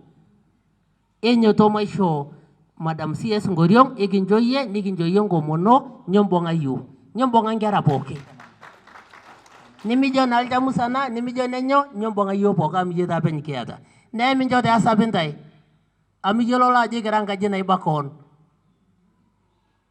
mari yo je garanga je nay bakon ko ta bi gero yote na jo mai bonga madam CS ne lo tule kai te sira jo nanu de shwero ne lo tule kai te de ne jo nane koja kedi mai enyo to matumut na matumut ageni kudung na dung ndito eresh am kai ngasi abagdo na namo anata da antai mamai na tiene wo madam CS bigi ngorna kedede enyo to na imbonga yo mikimen ye iyola je baya ni iyola je shamulosho kaki iginjo yo ngoriongang kayo na ro mo lemua kamon dai mua mata altongana ata good platform tana najimua amu korel kasi lemua pe itutumu yopo korel kasi lemua pe uyote nebo iki yo duake nikindoka ya ngai kugwana na pasha mairoro yo tana nkaji nikidolajo kaji deni kiretintai kaji kingorientai pegenta anatoki ndoko nako mata aldonga lemungwar ama de shindito supate ni sikara ngai lemungwar Oda da naga tu kisikara na jang nikinte ber ami kala usi aga yong gutil turen amari shagen kera lala shara mera bagdol turen meorra ka bagin guruma kiyo na do age meta goren kata na gu yoben nikitumota na moa pikili kisinda yajo ikimena na maire ke bishana pikitumboka shamtenge jonabo amedi valorere ni gugwana na kali kita mheshimiwa CS kore dayo idi peda bangu gwana lemburgel gibo do yone de serikali amma subatu na de sinanul tawitaro siasa ma subatu amalai siasa ndo akara na iyo la jogore na bari gitimbido mari yala bita mita yuti agas kibo ita kada yo soiban na kada 204 na begina na sel mbero to monongwan peju nya balisis kage ka iyo la jo kiabaya enyo to da anga je yeyo kali gina non tai kore ndo gna show yo ale lumbani Meshwaba you raila dana rice. Take it from me. Amal tongani show your minister. Nesho itoku yo tongana la like PS. Ito kata dolio the story. Ne toka ishona rok PS. Kore state house pognang. Kutoka controller. Alia tongani ita sheki ninye. Ne toka ako kore security lenye lbayan lalmasa iwoti. Keshwaba yo la jalweni na toguti. Kamondo na najo tunante jenga gongoriong matu mpaka nengerai amuke jo bagi Biblia patia Kaisari alio Kaisa nipatie Mungu alio ya Mungu. Imagine show yoru to ni natogiti bila kura yetu madam ikiwot na ikiwot dama na mata silel tonga nikiata kya silel tonga nikiata enyo tanjo gongoriong te yegi appointment nu shugunye nikiwot poki amigi yo baga mata ikin jor yele ga tunga laina ligreti ashe oleng na mayanda ngai Dorubulaini. Madam CS Tobiko, thank you very much for coming and ashiro oleng yeru ibundu adwara Maasai Tobiko ore abana nuka yo abana na gwa lagili ore nyaka yo nyake Tobiko and he's doing well. Aiwa bana mariro sina mario siasa na mani yushero olenga mo kairoshi wi na dilo na gumo na edilo la yelene ne dior pastor Stephen amo adamu ba ro banga salo US na dinya ba la wi asagim arambe na 70,000 but that was in 1990 nigi jabaru bi ndiko mon na jala ba America me rogi aba kage naisum na aralo na godiene la udwa encouragement nara lungana la soma nara lungana ligiboida na yusi na joger Maasai aideru apa nanu sugul naji Oloile secondary naji gamana korawa wingi terura na karagi do yor Maasai na lugwa la rena ni aje gamari ni sumona ro ye kanyo kanya na ya na orpasta we giligwane na swali nigi ya usi la yoge na sugul ne oge ere na sugul na ne di oldo ni o yola jo ere ngrai na rashida ajuna idi maisoma ni ligi yoga mu kiaro shuguri scholarship me gumbok ya gyare na nafasi shiro ngara or Maasai what is your profession? I'm a professor na isoma at UCLA University of Washington or Whitworth na nyaga alugwa CCI ta Kenya ore ranara na no managing director lengam anaji ideas tank na we see ni gaza redu ideas tank they see environment we see a carbon credit amu yiolo ajo ore taa irmaasai enkop ormaasai pookin ninye nanapita carbon sapuk. Neeku kitii teene tenkaraki irmaasai nikiata nafasi nikiyieu nikijo kias esiai anaa irmaasai. Ore enaduo mwalimui anaa nanu atoning'o duo enaduo nitejo naa lasima pee kias ina metamayiana ntae Enkai. Thank you so much. Ashe oleng wakete lai, Madam CS, Waziri Tobiko, werikore pookin emua, oltung'anak pookin oetuo, professors, professionals, entasupa. Ayieu nang'as ajoki ntae karibuni oleng. Ene namanya yiok, enoshi duake naa maitiu ng'ole naaji atejo peyie kipik enkang' ai amu keji osiasai oipotishe niaku anaata meponunoi. Kake we just live around here. Ore sii enewueji netipikaki ena siai naa hoteli ormaasani niaku ashe oleng pasha. Orbarnoti oji Lamayian lolesane niaku aisidai tenidol ajo ore sininche irmaasai naa kenyokita. Niaku ashe. Ore taa enai naa enchipai sapuk oleng. Enchipai sapuk amu tenadamu nkatitin nikinotote Mheshimiwa Soipan, Waziri Tobiko, ata Olereson tenewueji, ana Madam tenewueji, ana Lempurgel, I think mpaka Pastor Deidie, naa nkatitin musan oleng. Kigira ake aimaki esiai ormaasai, mikiata lorikan. Ore lorikan likiata naa nchere ewueji nikingerieki. You can imagine miracles of God. Ore katiba ninye ewueji nikietuo kwanza atumokino sapuk naa katiba 205. Kiata olakili lang inakata ninye king'idaro oleng naa nikijoki iyie taa oing'oru kulikae akilini opishana pee kiyau engroup orpasani niponunu aisumaki iyiok nijoki iyiok tenaa aisidai anaa kenapa musan esidai. Naa ore nakata oltung'ani orikoo iyiok naa Soipan. You can imagine miracles of God. Kayiolo nanu ajo ira enkarikoni, ore apa kigaluni te Narok, it was simply because you fitted to be the women rep, neegalu mpaka irpayiani mpaka irkijanani. Netaasa esiai. You are in one of the powerful committees. Naa etaasa apa esiai niaku ore ninye ata tenakata ng'ole peelotu alo atum ele orika, kitejo yiok sawa sawa, naa kinyorr iyie, mikitii apa yiok UDA, kake idipe ina, ore peyie kidol ajo iyie ishooki enkarasha, nikijo ekimbung'aki iyie. Ore enduata emua oshi piiterunye naa empati apa kiyieu. Nikijo irkuti matorrinyoto siadi maisho metaa esiai enaboisho naa professionals ing'oruni. Thank you very much, Pasha, amu you've been leading naa eeta iltung'anak laiwoshoki isimui nikiyiolo ajo ebaiki ade naa tenedoli naaji enkomomo le Mositet nerrinyo irkumok. Ebaiki ade tenedoli enkomomo le Ngedianya nerrinyo. Enedoli le Musini, kake I want to thank one gentleman, CS Tobiko. Nelotu ninye neya nejo kwanza ore oltung'ani pookin oasisho le serikali amataa entoki nabo. Njaake paira director tayiolo ajo kitipikaki inewueji ntiaraki olosho linyi. Njoo metaa ore entoki natii ine naa piilotu alimu ajo inyoo etum olosho. Out of that, more than almost 200 people. Ore lelo tung'anak nikincho CS enkoriong proper. Ore lelo tung'anak naa ninche mua. Niaku kagira nanu ajoki Madam CS, ore ena group it does not matter kaa party. Ore tenakata oltung'ani orikiyo naa iyie, nobody else. Ore iyiok pookin, ore enkarasha Kenya mzima naa Soipan ishooki. Ore orgavanai le Kajiado naa enkarasha e Kajiado eeta. Ore orgavanai le Samburu naa enkarasha e Samburu eeta. Ore ole Marsabit naa nejia etiu. Ore ole Baringo naa nejia etiu. Ore ole Narok naa nejia etiu. Ore lelo tung'anak pookin naa peeking'idare Soipan. Aneme nejia? Aneme nejia? Niaku ore iyiok kitii ene nee kijito ekiimbung' iyie kabisa enkoriong naa ekipuo aisho iyie nguvu. Ishooki iyiok challenge SUPKEM.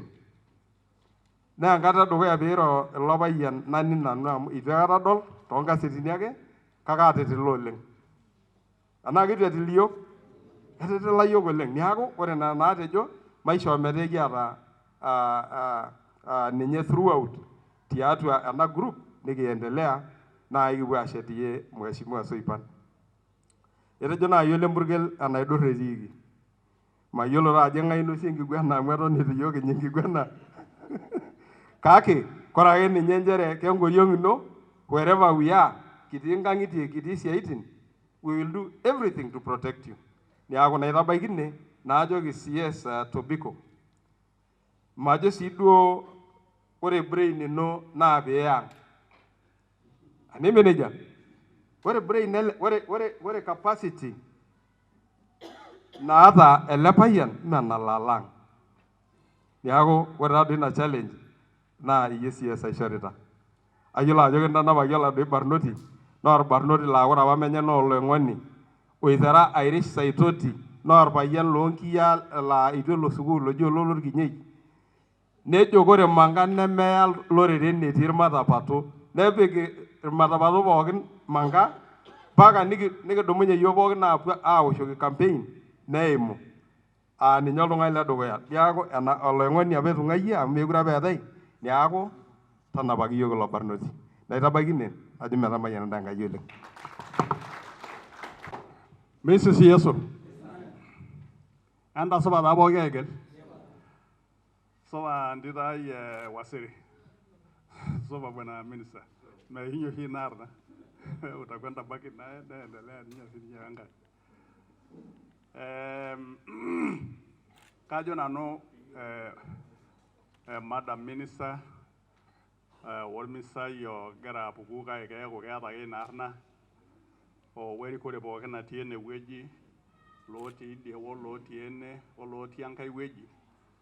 Kaitodorrop sii nanu oleng amu pee kitum naa aendelea.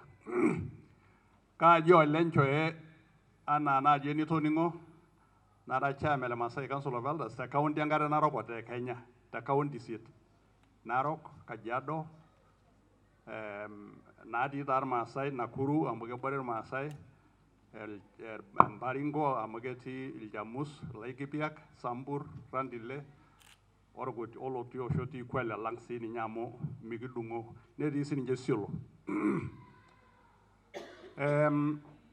Neeku kayieu ake najo bwana Wasiri kietuo aaku tenebo iyie, kietuo aajoki iyie aamayian iyie piilo aton aramatisho, nelo aendelea eramatare ino tesidai, nikiponu aang'amu siininye ena kerai e Soipan meendelea.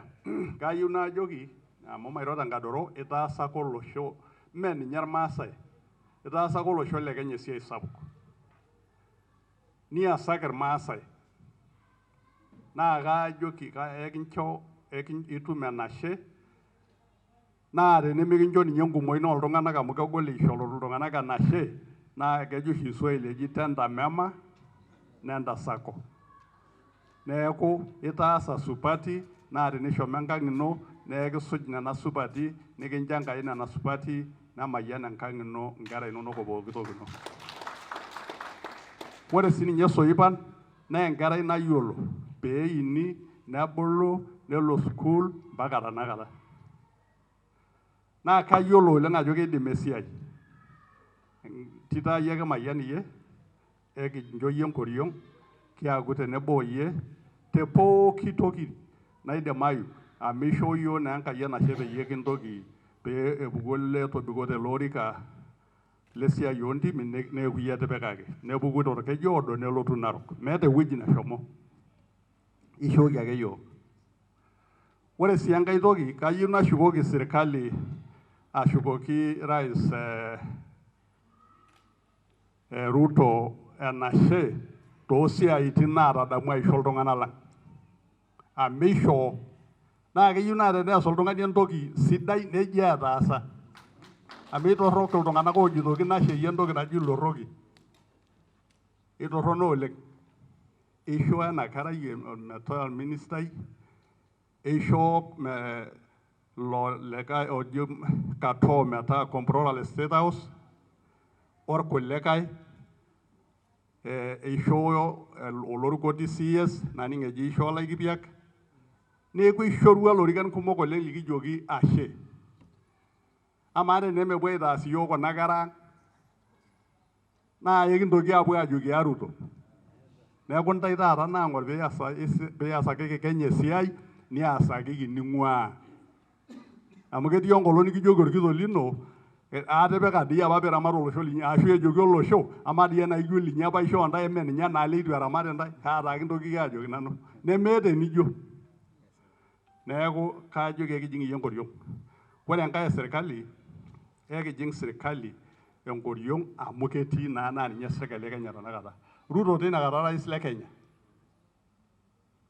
naa keyieu nikincho enkoriong anaa rais otii nikincho sirkali enye enkoriong nikiretu amu iyiok doi ina sirkali nikishetuno peelo enkop dukuya neeku kayieu naomon olosho mee kajoki nanu ntae ekindur ashu ekindurru kake ekiasisho sirkali nikijing enkoriong sirkali metaasa orkasi lenye nikijo peishori heshima rais nejia naarri ejo Uhuru amu rais apa maamu Uhuru ata taata kajo enjo Ruto enkoriong nincho heshima enye amu ore doi rais naa ninye ibung'ita enkop naa ninye enkop etii tenakata naa ena Nairobi tenewueji amu ninye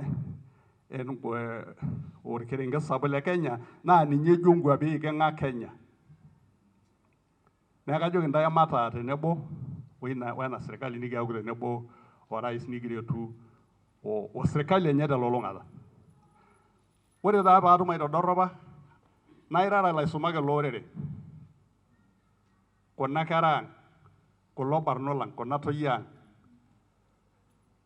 naa kayieu najoki ntae kwanza entoki nabo iroro naaji bishop tende nejo eyawua apa ninye enkerai mayiolo tenaa ketejo najo oldonyio keri tung'ua tenaa ketejo aji nejo nelotu ajoki mpaka taa noororei le kimaasai itoboluni tenkaji ai nejo naa ina nataase ore taata ntae kuna kera ang natii ene kunda toyie ketii naa irpayiani lormaasai oyamita netii irbarnot ene laa nkera ormaasai eyamita kake ore nkera enye nemeiro kimaasai naa iyieu ntae nijojo kaalo kiito inakata ing'ae kilaumu ing'ae oshi naitubulu enkerai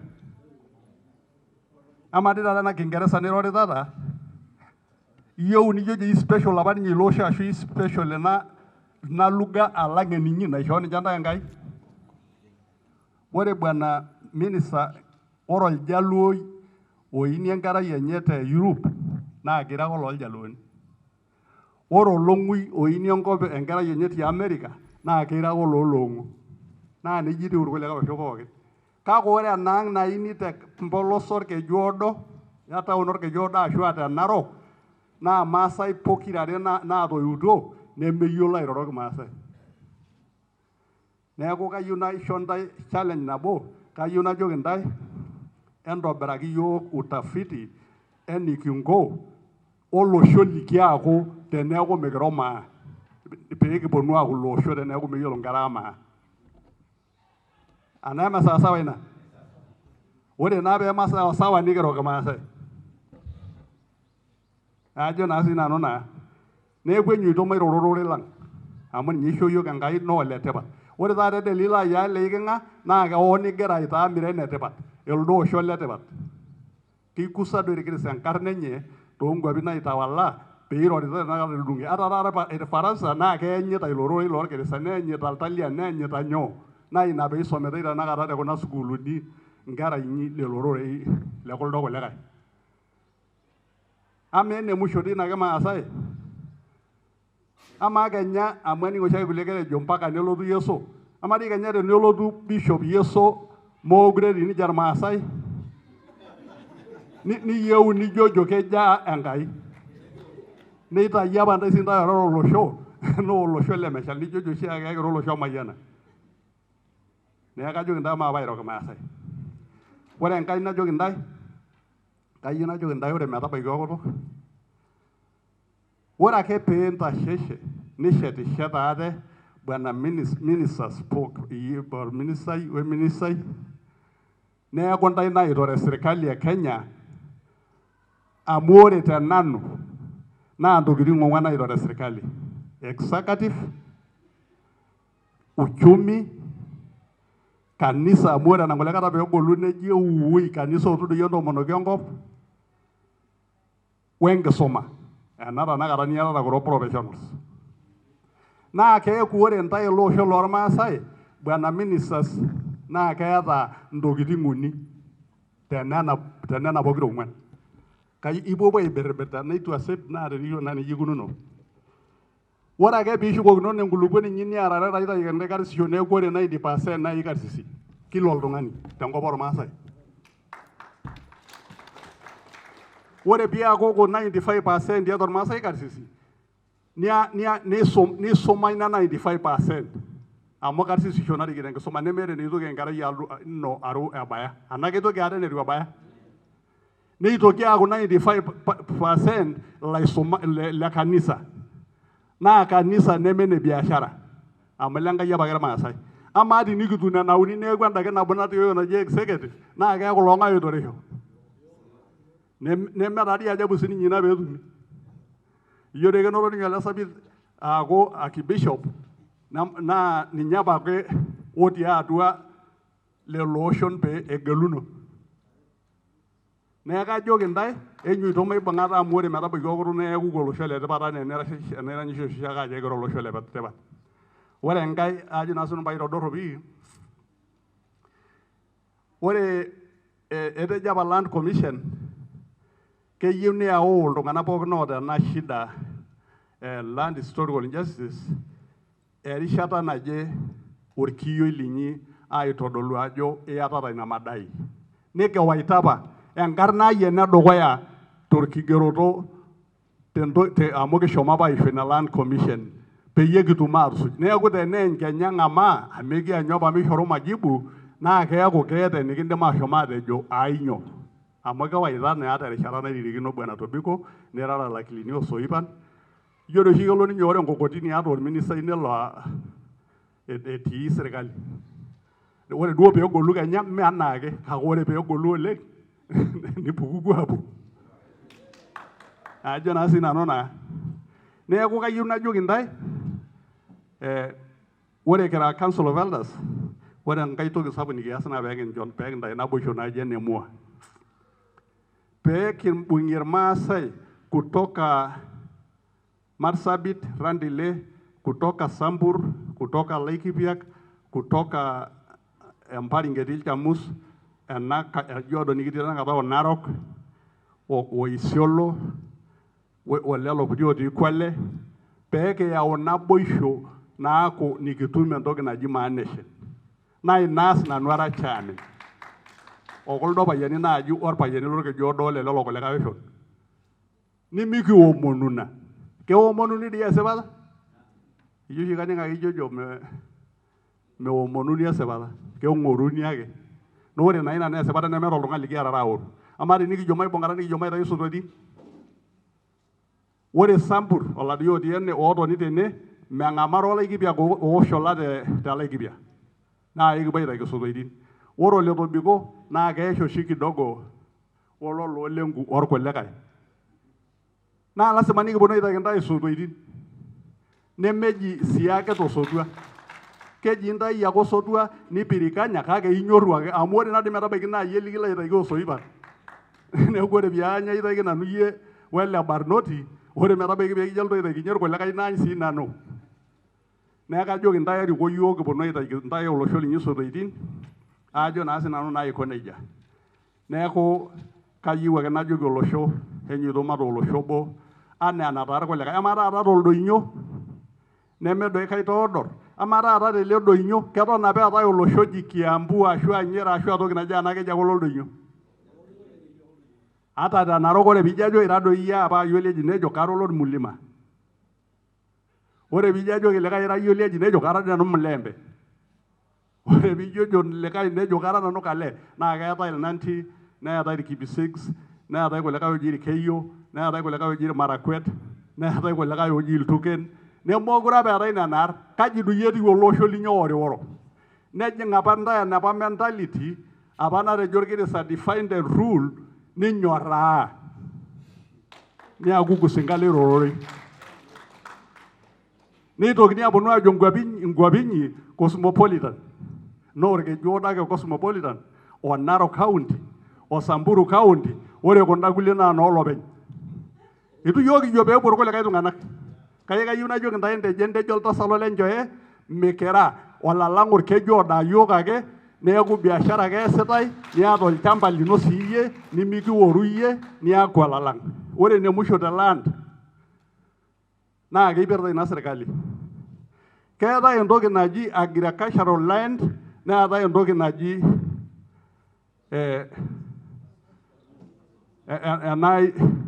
ajo naa sinanu naa ena commercial land. Naa kayieu naomon erikore ormaasai te kila ewueji netii amu ata te serikali e Kenya naa keyieunoyu naa keyieu nesuji. Ama taata tinikiata agricultural land meeu pookin commercial land neitotiyie Kenya iltung'anak lenyenak nyoo bwana mawaziri. Yes, amu keponu ake loreren ninyang'u ikai 20 obo neponu aorr iltung'anak ipara ashu aibuni aitayu 50 by 100 plot. Neiko nejia irkulikae ninyang'u ono ninyang'u irkulikae. Ama metabaiki eewuo enakop pookin aaku commercial land neitotiyie Kenya nyoo ate. Neeku noomoni epuoi napuoi alo nkaik ajo enchoo yiok ena idoitoki tanakata naji keyakini yiok.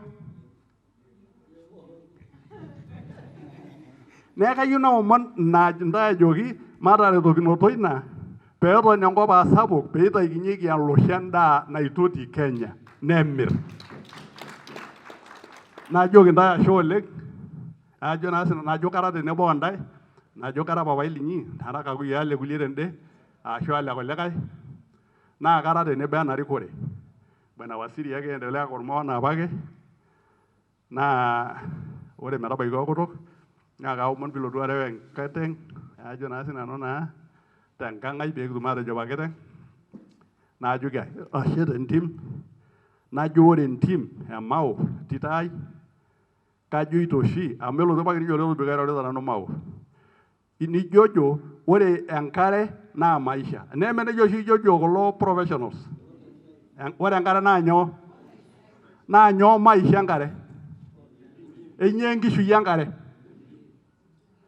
Pamaa tenikiarr entim neye enkare emikiya naa yiok pooki. Neeku matorrip naa entim pee errip ninye enkare nimikiya sii yiok tenemita ajo naa sinanu naa enkare. Naa ina ake nairirikino yiok. Najoki sii sirkali ejoito ekiyieu nikitum 10% forest cover. Kake ilasima doi mawaziri niking'asa aisho enda natural forest peekitum atuun 10%.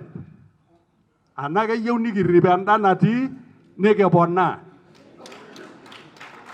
Amu nejia eesitai te Kenya. Nikijo tabia inchi, situseme tabia watu. Malejisho doi, neeku matang'asa arrip enda peekitum atoponai enda. Najoki ntae ashe oleng, najo ashe pooking'ae, najo ashe Bwana Chama le Mua, najo ashe pooking'ae, mataa pookin tenebo peeking'orr olosho. Idol ajo eewuo ele naata aiunganare yiok. Ning'asie naaji ninye oleng'ai metejo kumbe keiunganare yiok isilamu. Nemenare keewuo enaa osilamu, keewuo enaa ormaasani, nelotu enaa oleng'ania. Kayieu naomon ntae ajoki matigil irgilat, nikigil irporori, nikintai Maa Nation. Matung'uai nena kulie tokitin pookin. Amu ninye etigila irkulikae. Naa ninche itanyata ntae igiligili. Naa keji ake peidifaidi ntae to rule. Neeku najo ashe oleng, najo poleni tenkaraki nawa erishata inyi. Kake kajo ashe oleng. Ashe taa MC ata enkanyit oleng te CS Mheshimiwa Soipan, CS Tobiko, all protocol observed. Kira taa yiok nabo leisho tenabo dii nikitii, ninye chairman naa nanu secretary, nitoki sii aaku professor, neton nanu ara doctor. Neeku ina paatiaka pee isiadu peno. Ore eyia nejia kaajo lekereik, naa nanu chairman le Maasai Mara University Council.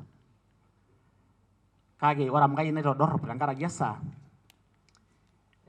kiata oshi olturrur looltung'anak lormaasai appointees otii atua sirkali sana sana parastatals.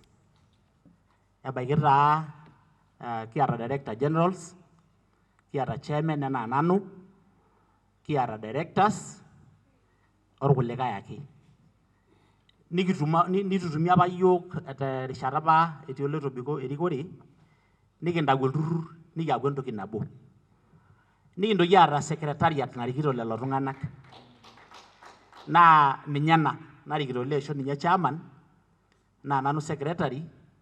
Naa ore ena saa pee kinyototo madam ajo oikiyiolou ajo kakwa counties natii ene, ore ina structure ina rikore ang' arashu the technical team amu kitolikitio nai waziri, naa kila county naa represented.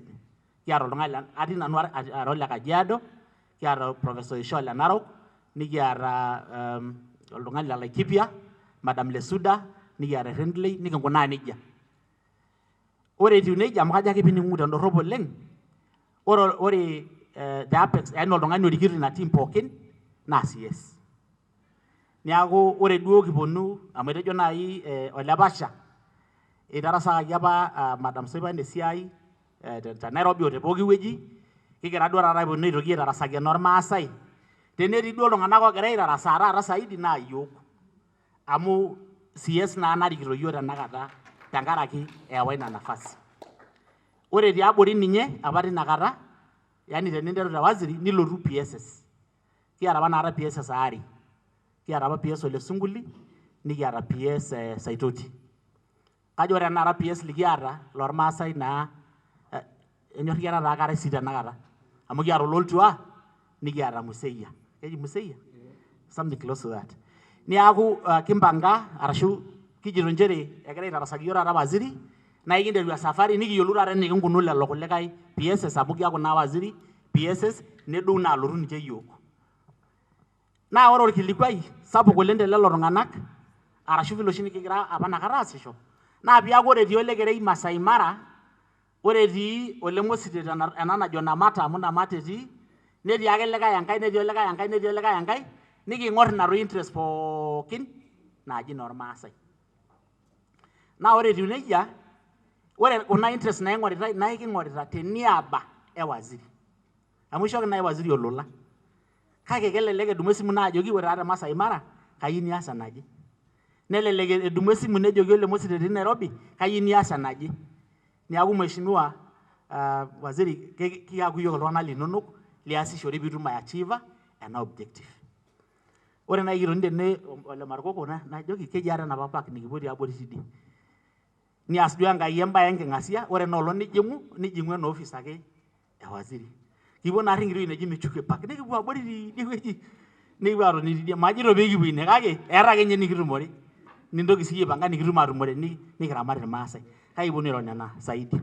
Ore ena baye peemaitaadorr oleng', etejoki nai kegira aitarasaki mheshimiwa waziri Soipan imbaa naataasa apa Ole Tobiko.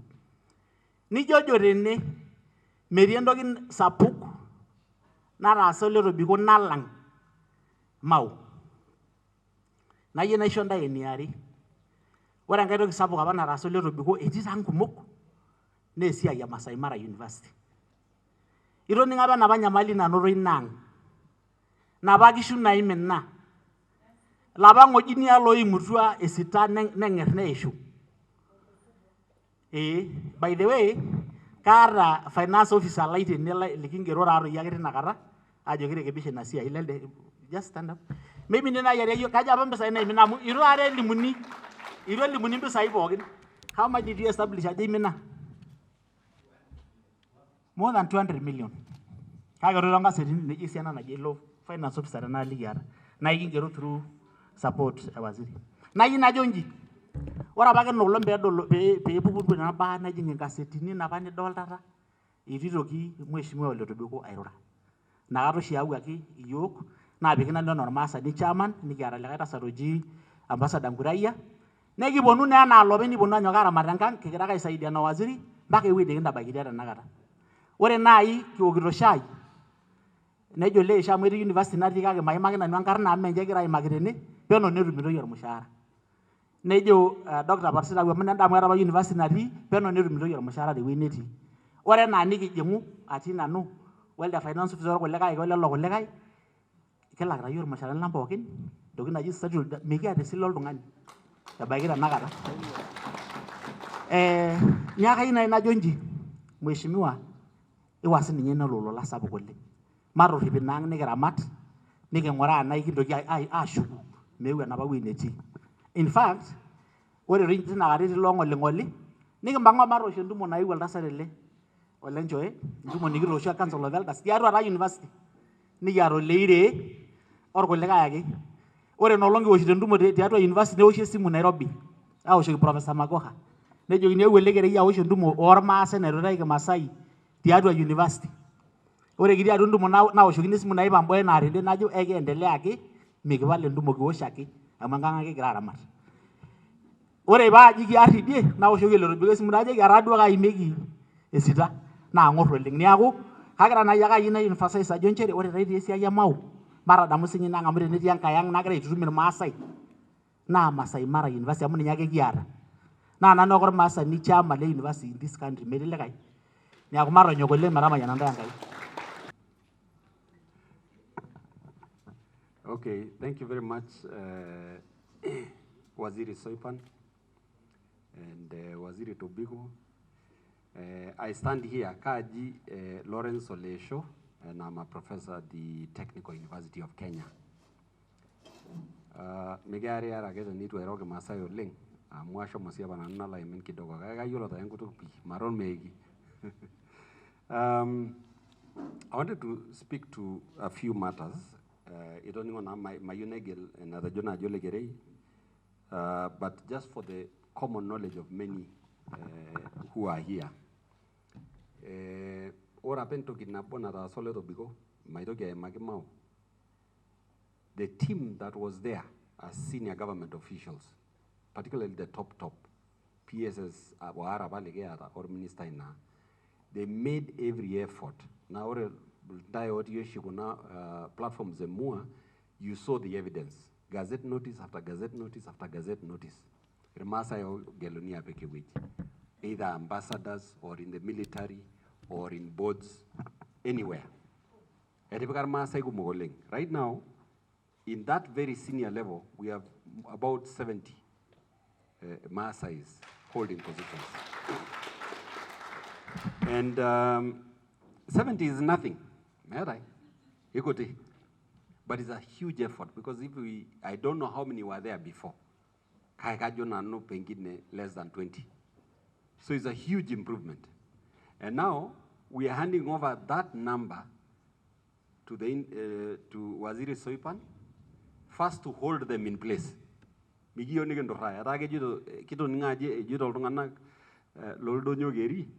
Don't touch.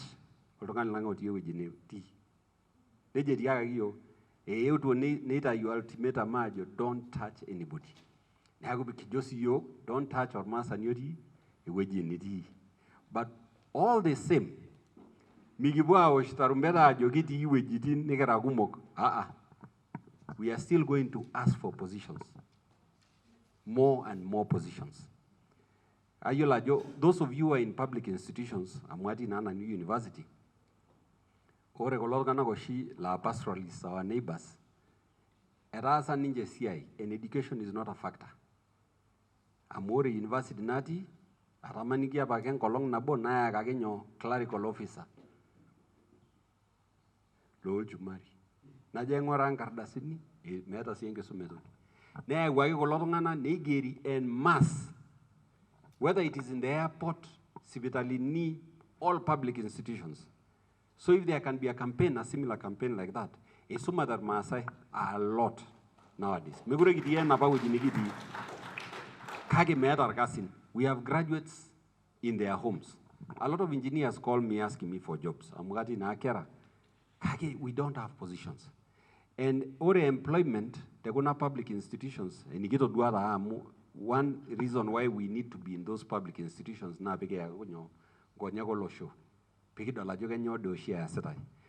When I went to Kera, or Masa knew Babake that time, one engineer, Neta Yabailo, told Ruganaba, which never again, or Lord Eduardo, Lolo. Now I didn't go Nairobi, Belue Gaja, Belue is my bears professional exams, they are registered in India, a short promotion. And he honored me enough by doing so. Or a very recruitment, they gave a Maasai Adwa. Okay?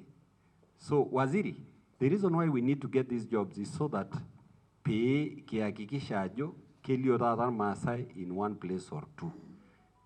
At the university, I've done my best to employ a few people, but unfortunately, even though I'm saying they are very educated, but in a room, I'm very happy finally to meet one or two professors. We are very few. I think there are about 15 professors, Lor Maasai.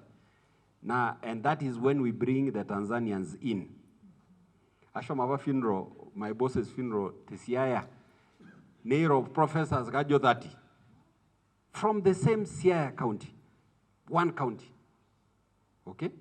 Tungwera ye doctors are more, people with PhDs. There are like hundreds. Or in all Maa counties, we counted them. They're only about 50. They're only about 50. But we are making an effort. We are doing everything there is to make sure that they make a stride. Kerala University. And I'm thanking Ashugo Yolobugana She Amo, he put him at the helm of that university. Nebek Sininya or Lenguraya, Peago, another council member. And they are doing a lot. I said a lot of work. Now, management in a university at the top levels. So, CS, I just wanted to say that because we have agreed with you that you'll meet senior government officials on a different date, but I wanted to mention a few areas of concern to the community that you can enjoy kipaumbele. One of them is infrastructure. I have been in Kera. Kera na jogini. Kera has only done 13 kilometers of tarmac to Narok. We managed to push to approval stage up to the treasury 350 kilometers. They've not been implemented because of the current cash crunch. Kage follow up with those the other area, but we also have managed at least to get a lot of money to open up the countryside. Other na grading ninyage ashu or maram nebege, and that we are doing a lot now. The other area is the issue of environment. I begin by thanking you because you chose a professional to get into the Nairobi Rivers Commission, or Maasani, and that's how it's done. Any commission that comes under your armpit, or Maasani level. But I have a research I'm doing that I'm in NQ, and I told CS Tobiko last time, I'm very concerned about that facility. Ashomaba, I didn't know there's a beautiful waterfalls inside that forest, although to get there is a problem. I walked until my legs couldn't carry me anymore, but it was all worth it going all that way. There's an ongoing land adjudication process. Unfortunately, they have not demarcated the wetlands and the boundary of the forest. And I wanted you, so that you can intervene in that process, so that due process is followed to make sure that that beautiful facility can be protected, and also access created to go there. There are no roads to go to all these places. Now, I think I want to say finally, the area of education. I'm an academic. University at all. There are not that many. The standards of education are very low in our counties. So at the end of the day, when we receive them, particularly in the STEM subjects, yeah, in areas such as engineering, I think in law we've done well. But in these STEM subjects where there are still huge capacity in terms of jobs, and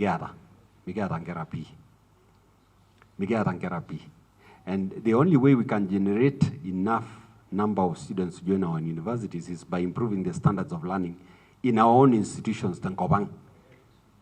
So I know that is not your docket, but as our leader, let us enhance the standard of learning of our institutions so that we can get more kids qualifying and subsequently getting gainful employment, meaningful gainful employment. If they can become director generals, if they can become CEOs of private firms, that's the only way we can get employment opportunities for our people. So once again, I wish to thank you, and I also thank you for the opportunity you've given us as government officers to come and see you. We shall also look for a time in consultation with you so that you meet the professionals so that we can have a much broader conversation. Tomorrow, finally, I think you've done a good job. You know, just let people talk as much as they want to talk. And that's a beautiful thing about social media. People talk. Sometimes it gets a bit messy, but it's fine. Yeah, let people say whatever they want to say. And I know you've done a very good job in making sure that we don't say the wrong things. But the discussions have been very mature, and they have helped the community come together. We will work with you as professionals so that the conversations, there are beautiful ideas that come out of those platforms. And I had suggested that perhaps we can organize a conference. Doningo? Conference. And we had given you whatever you are suggesting yesterday that could become part of the agenda for today. We said, no, that's a very big discussion. Organize a conference. We will come and speak to those issues and plot the way forward for the community. Assuredly. Ashuredly. Kajo na no tumesonga sana kwa program. Nataka yuni kupu aidebana program na njike mkuna. Kaya po tu bwana NC akuja hapa mbele. Lepasha. I introduce Mua core team. And then from there, patie CC Agriculture. Tuendelee na mali tumalize. Kage kajuri itujopasha nabo. Mehosi dena just na nabari. Pala iro, pala aton. Wore nako digiti na mereshumba merase yok osloti.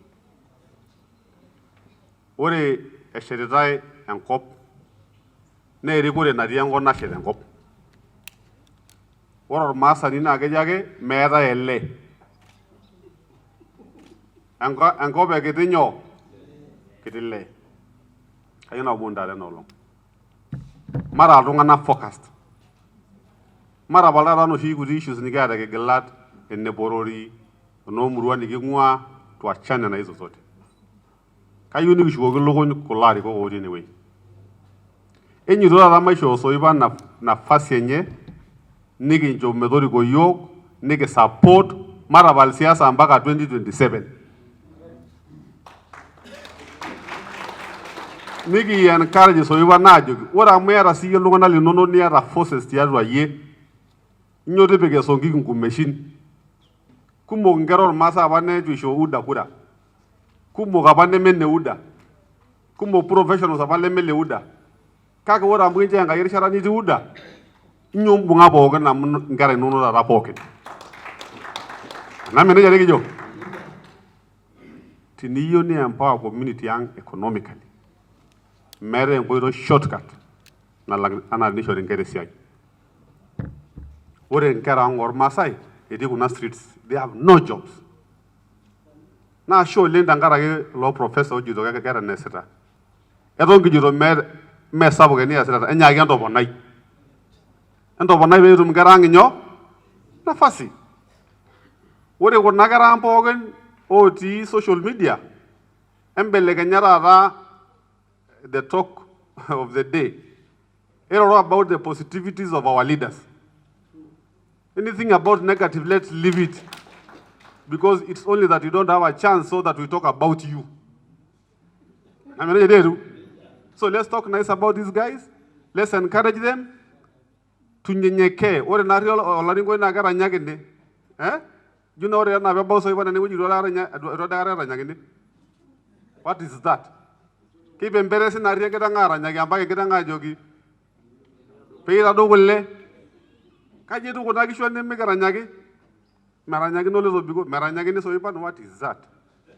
It is time for us to sing for them. May God bless you. We will work with you. Kiti the nebo. Asholeng amairobiraki pairoyie nkaik sidan amu aitoriko yieyio vizuri.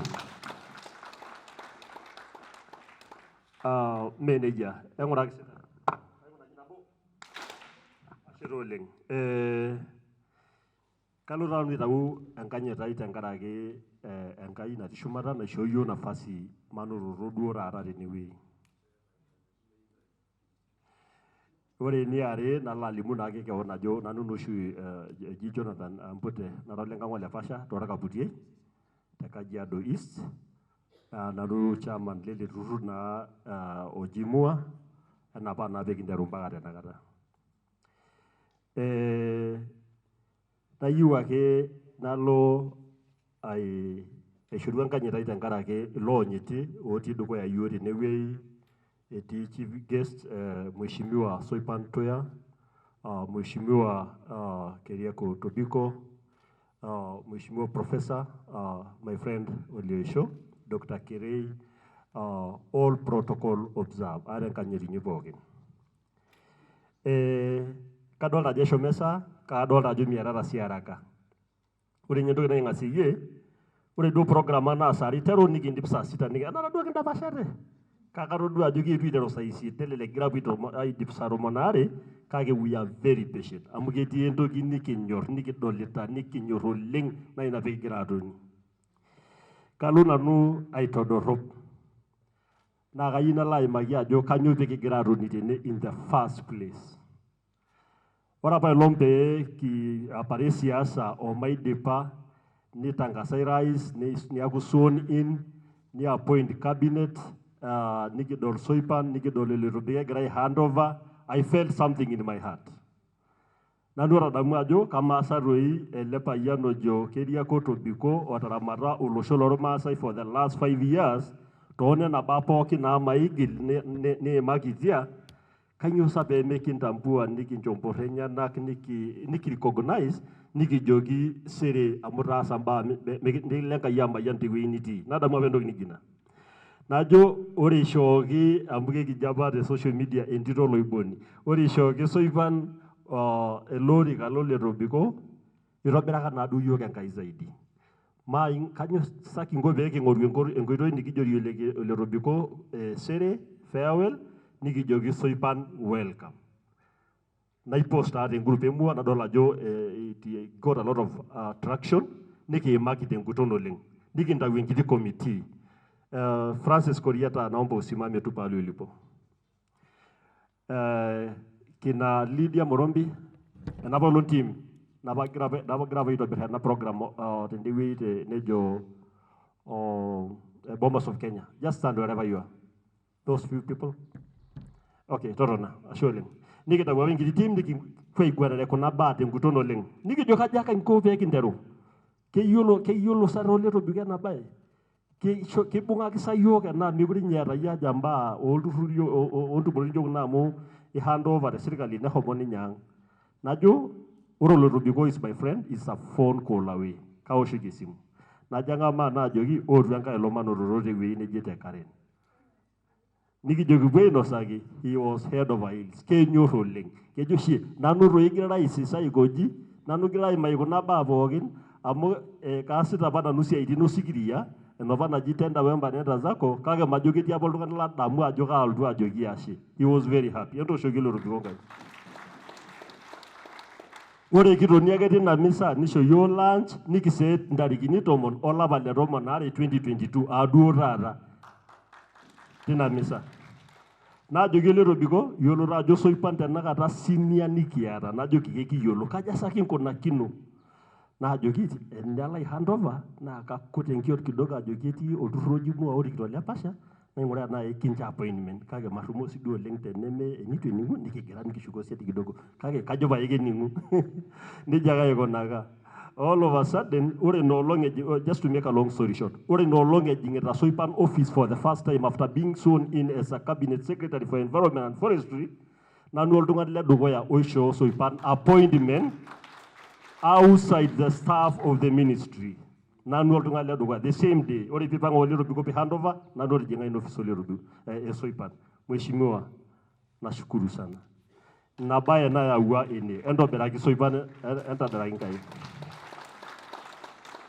Nikinya lomon Soipan kanyio eji Mua kaitabaitie kanyio easita naikilikuan maswali mingi nanyok aijibu oleng amu kaata naa toorkimojik amu am the brain child behind this neeku metii duo apa entoki naiger paalo ainosaki kaagira ake aikilikuan.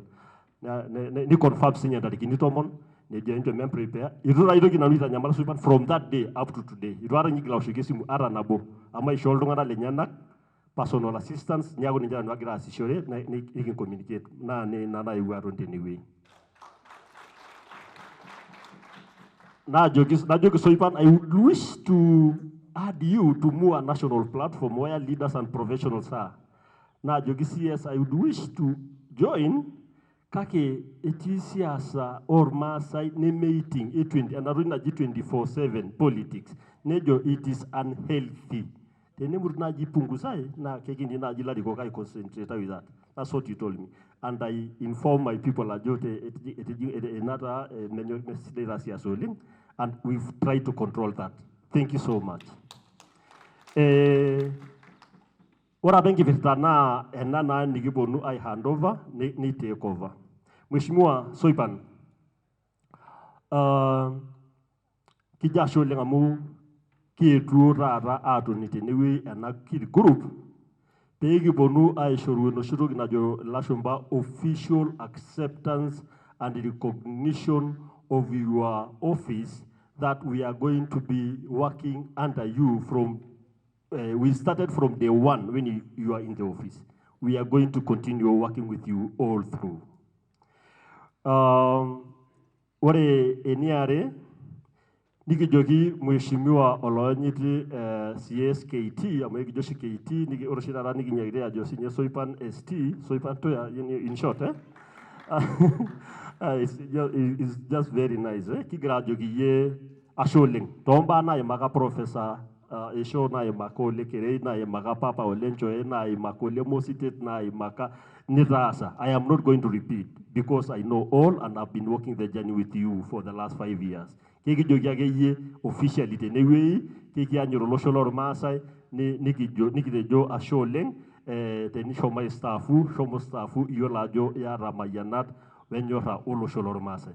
Thank you so much. Kidogo kainaimaki ajo nikitake ejitoi Maa neji professionals neji Council of Elders neji women neji youth. Meeta oshi Maa metii nena grupi. What is Maa? Ore Maa na a combination of the Council of Elders, a combination of the Maa professionals, a combination of the women of the Maa women, the youth. That's what informed the Maa Nation. The Maa Nation. You see, when I walk alone, there's many Maa meeting and a group of people. So we are inseparable. We cannot be separated like professionals and all that.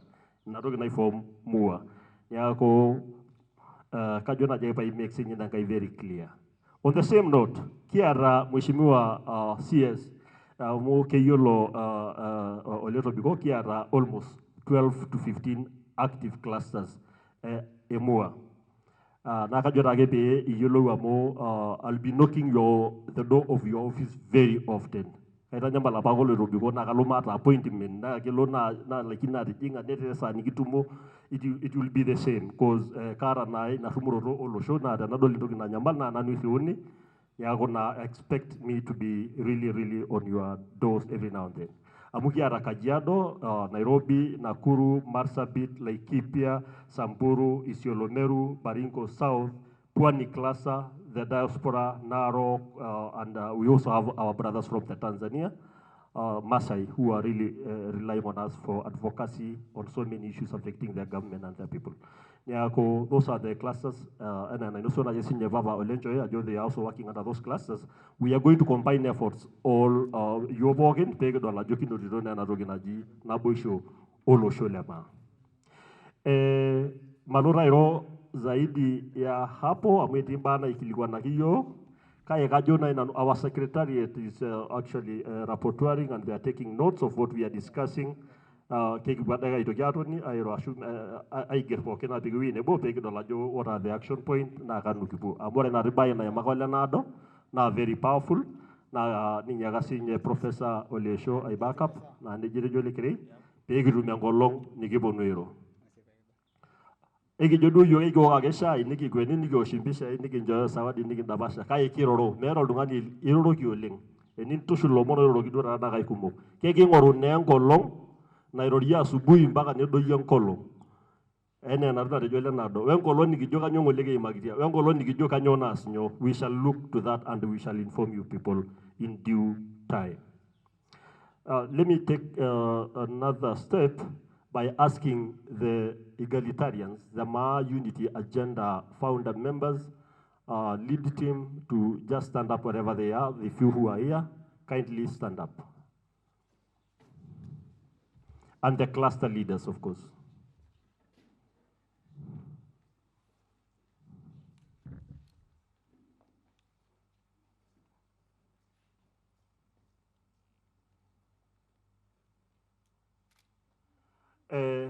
Honorable CS, the people standing before you here are very special people in the Maa Nation. Beginning with my brother there, Ole Madam Lydia Masikonde, sit down, she's a cluster leader Narok. Ore Lobayana Keji Shadra Kwalekamamia, cluster leader Nakuru, sit down. Ore Lobayano itasheti newe na ninye cluster leader leno shinigi jo 3Cs Capital City Cluster. Keji Francis Ole Meshuko, sit down. Ore lo Tasat na Tasat Aboror Oleng Amo Olor Kishumu na keji sa Charles Olesein ninye oti oibungeta cluster ya Machakos, Kitui, Mwingi, Ilmasa Pogino oti Oloshololongu na ninye gai turur and they are doing an amazing job. Kindly sit down. Imagine rubuko ilopa jana kona jikibwezi veloru atende na tumo neshuko alake kibwezi amuna ko veti CI. Emenyorara sabu.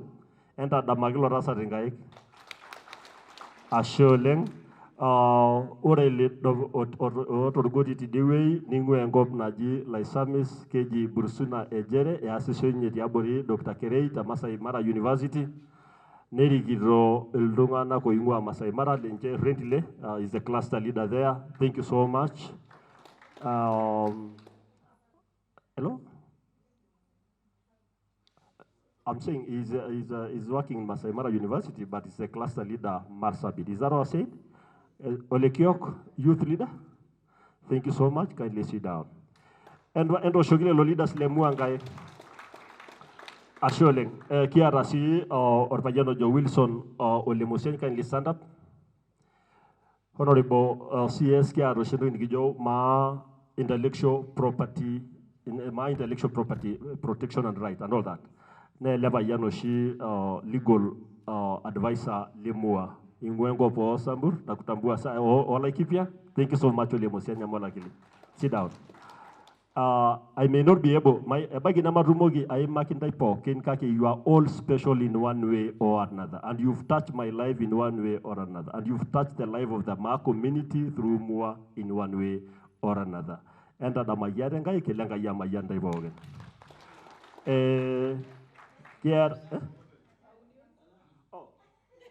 Oh my God. Kejina Madam Josephine Nashiva Isane, Ninyoshiki Iron Lady Mua. Keloni Kishalunye, Uremolegre Vanganaru, Yuki Mai Kanzola, Tangara Giri sources or no, Naga Rumaga Maro, Shigesimu, Sasita Garia, Miki Lariendu, Moki Pita, Gaya, resources of Migiara. Now that we found, congratulations. Another post she is holding in Mua. Na ninyadina like Rogiyo Napala for kin, Ninyana Yolo email sang, Ninyana Yolo balancing account sang, Nyago Ninyeshi Mua secretariat, Na Gaumona Vidogi, Kurutu Kera, Mata, and Yaboro Leng, nice idea, Sazingin Amgelo, Niago Conqueror, and also just winning guy. Thank you so much, my brother, Professor Moses Oleplay, Ayola Juding Ole, Arusha, Niding and Degaloru, Baga Nairobi. Just to attend this special occasion. That's what I call commitment. And I just brought you on board Mua like almost 3 weeks ago, and you are one of the very active members right now. Asholeng, Kelenga Yamayan. Asholeng, Bishop Stephen Olembaringoi, short notice, and you are able to be with us today. Ashole.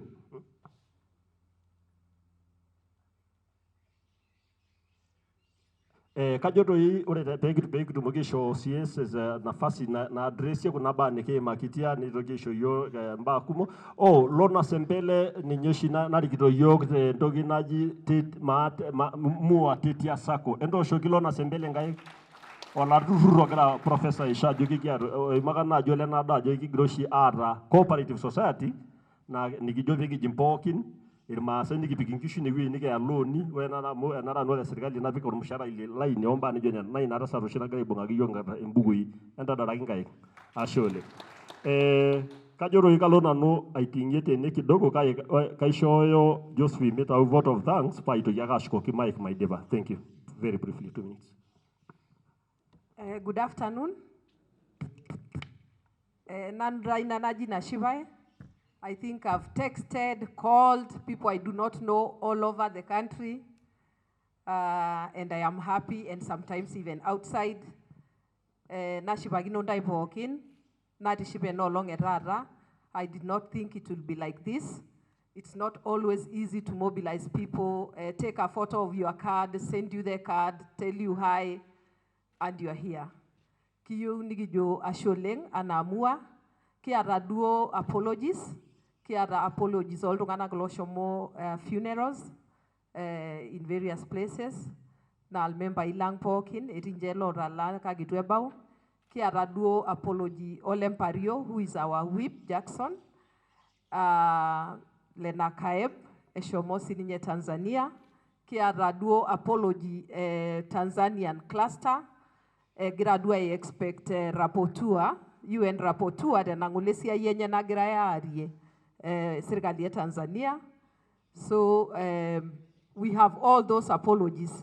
I want to sincerely thank Mheshimiwa CS and our former CS and professionals and the county government of Kajiado, junaona wamejiwakilisha. Na kama your host, hii mahali ni karibu na munispa yangu inakatwa tu hapa na mto. Ayuage na jogintai asholeng. Enang sienang, enkangola lashilai, na jogintai asholeng, ore yarara mashoin oru, amwegi mbungagintai. Asholeng, karibuni kwetu. Kayinalo aitomon representative Lord Governor la Kajiado CC hold on kidogo Jacqueline Coin pe ninyana ltu ayana rishara kidogo paito kiaka shukoki Mike kai naimaki mbae nabo challenges na atamua kiatata nafasi kiata honorable CS anyway. Mua is almost 5 years old. We are kinyokerajo ke agolosho niki joki represent na agolosho there's like a vacuum somewhere kelo na kela uni ajoka ngai na asinyo nejing mua witi ni jonenin. Ole Tobiko has done a lot for the last 5 years. Kinda nyamalito leng amu mikiata resources nelo ora baki buomao ni na ke ni nyongora ki yoga ngarin omba ni jonena.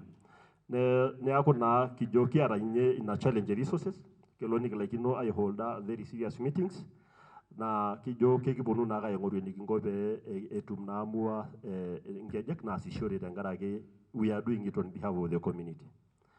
Number 2, we don't have an office. In fact, they call us a briefcase kind of an organization. Honorable Ngaiseri wanted to help us at some point. Then the worst happened. Then we were not able to secure an office at Bomas of Kenya. We need a small secretariat. That lady who stood here is working from her house using her laptop and burning the midnight oil bundles and all that. You know, tunajitolea sana. With your presence now, we would like to kindly request that maybe we can get a small office funded maybe through the government funds and all that. Nikitumogina ji ahomoira atua na bodogoya. Mikinda na biyingu mokra atakage tanabane nari. Mheshimiwa Tobiko kaigela kajashi tomba hapo kintasa kilenga yamayan. Karibu Jacqueline. Ndo shoki Jacqueline kan.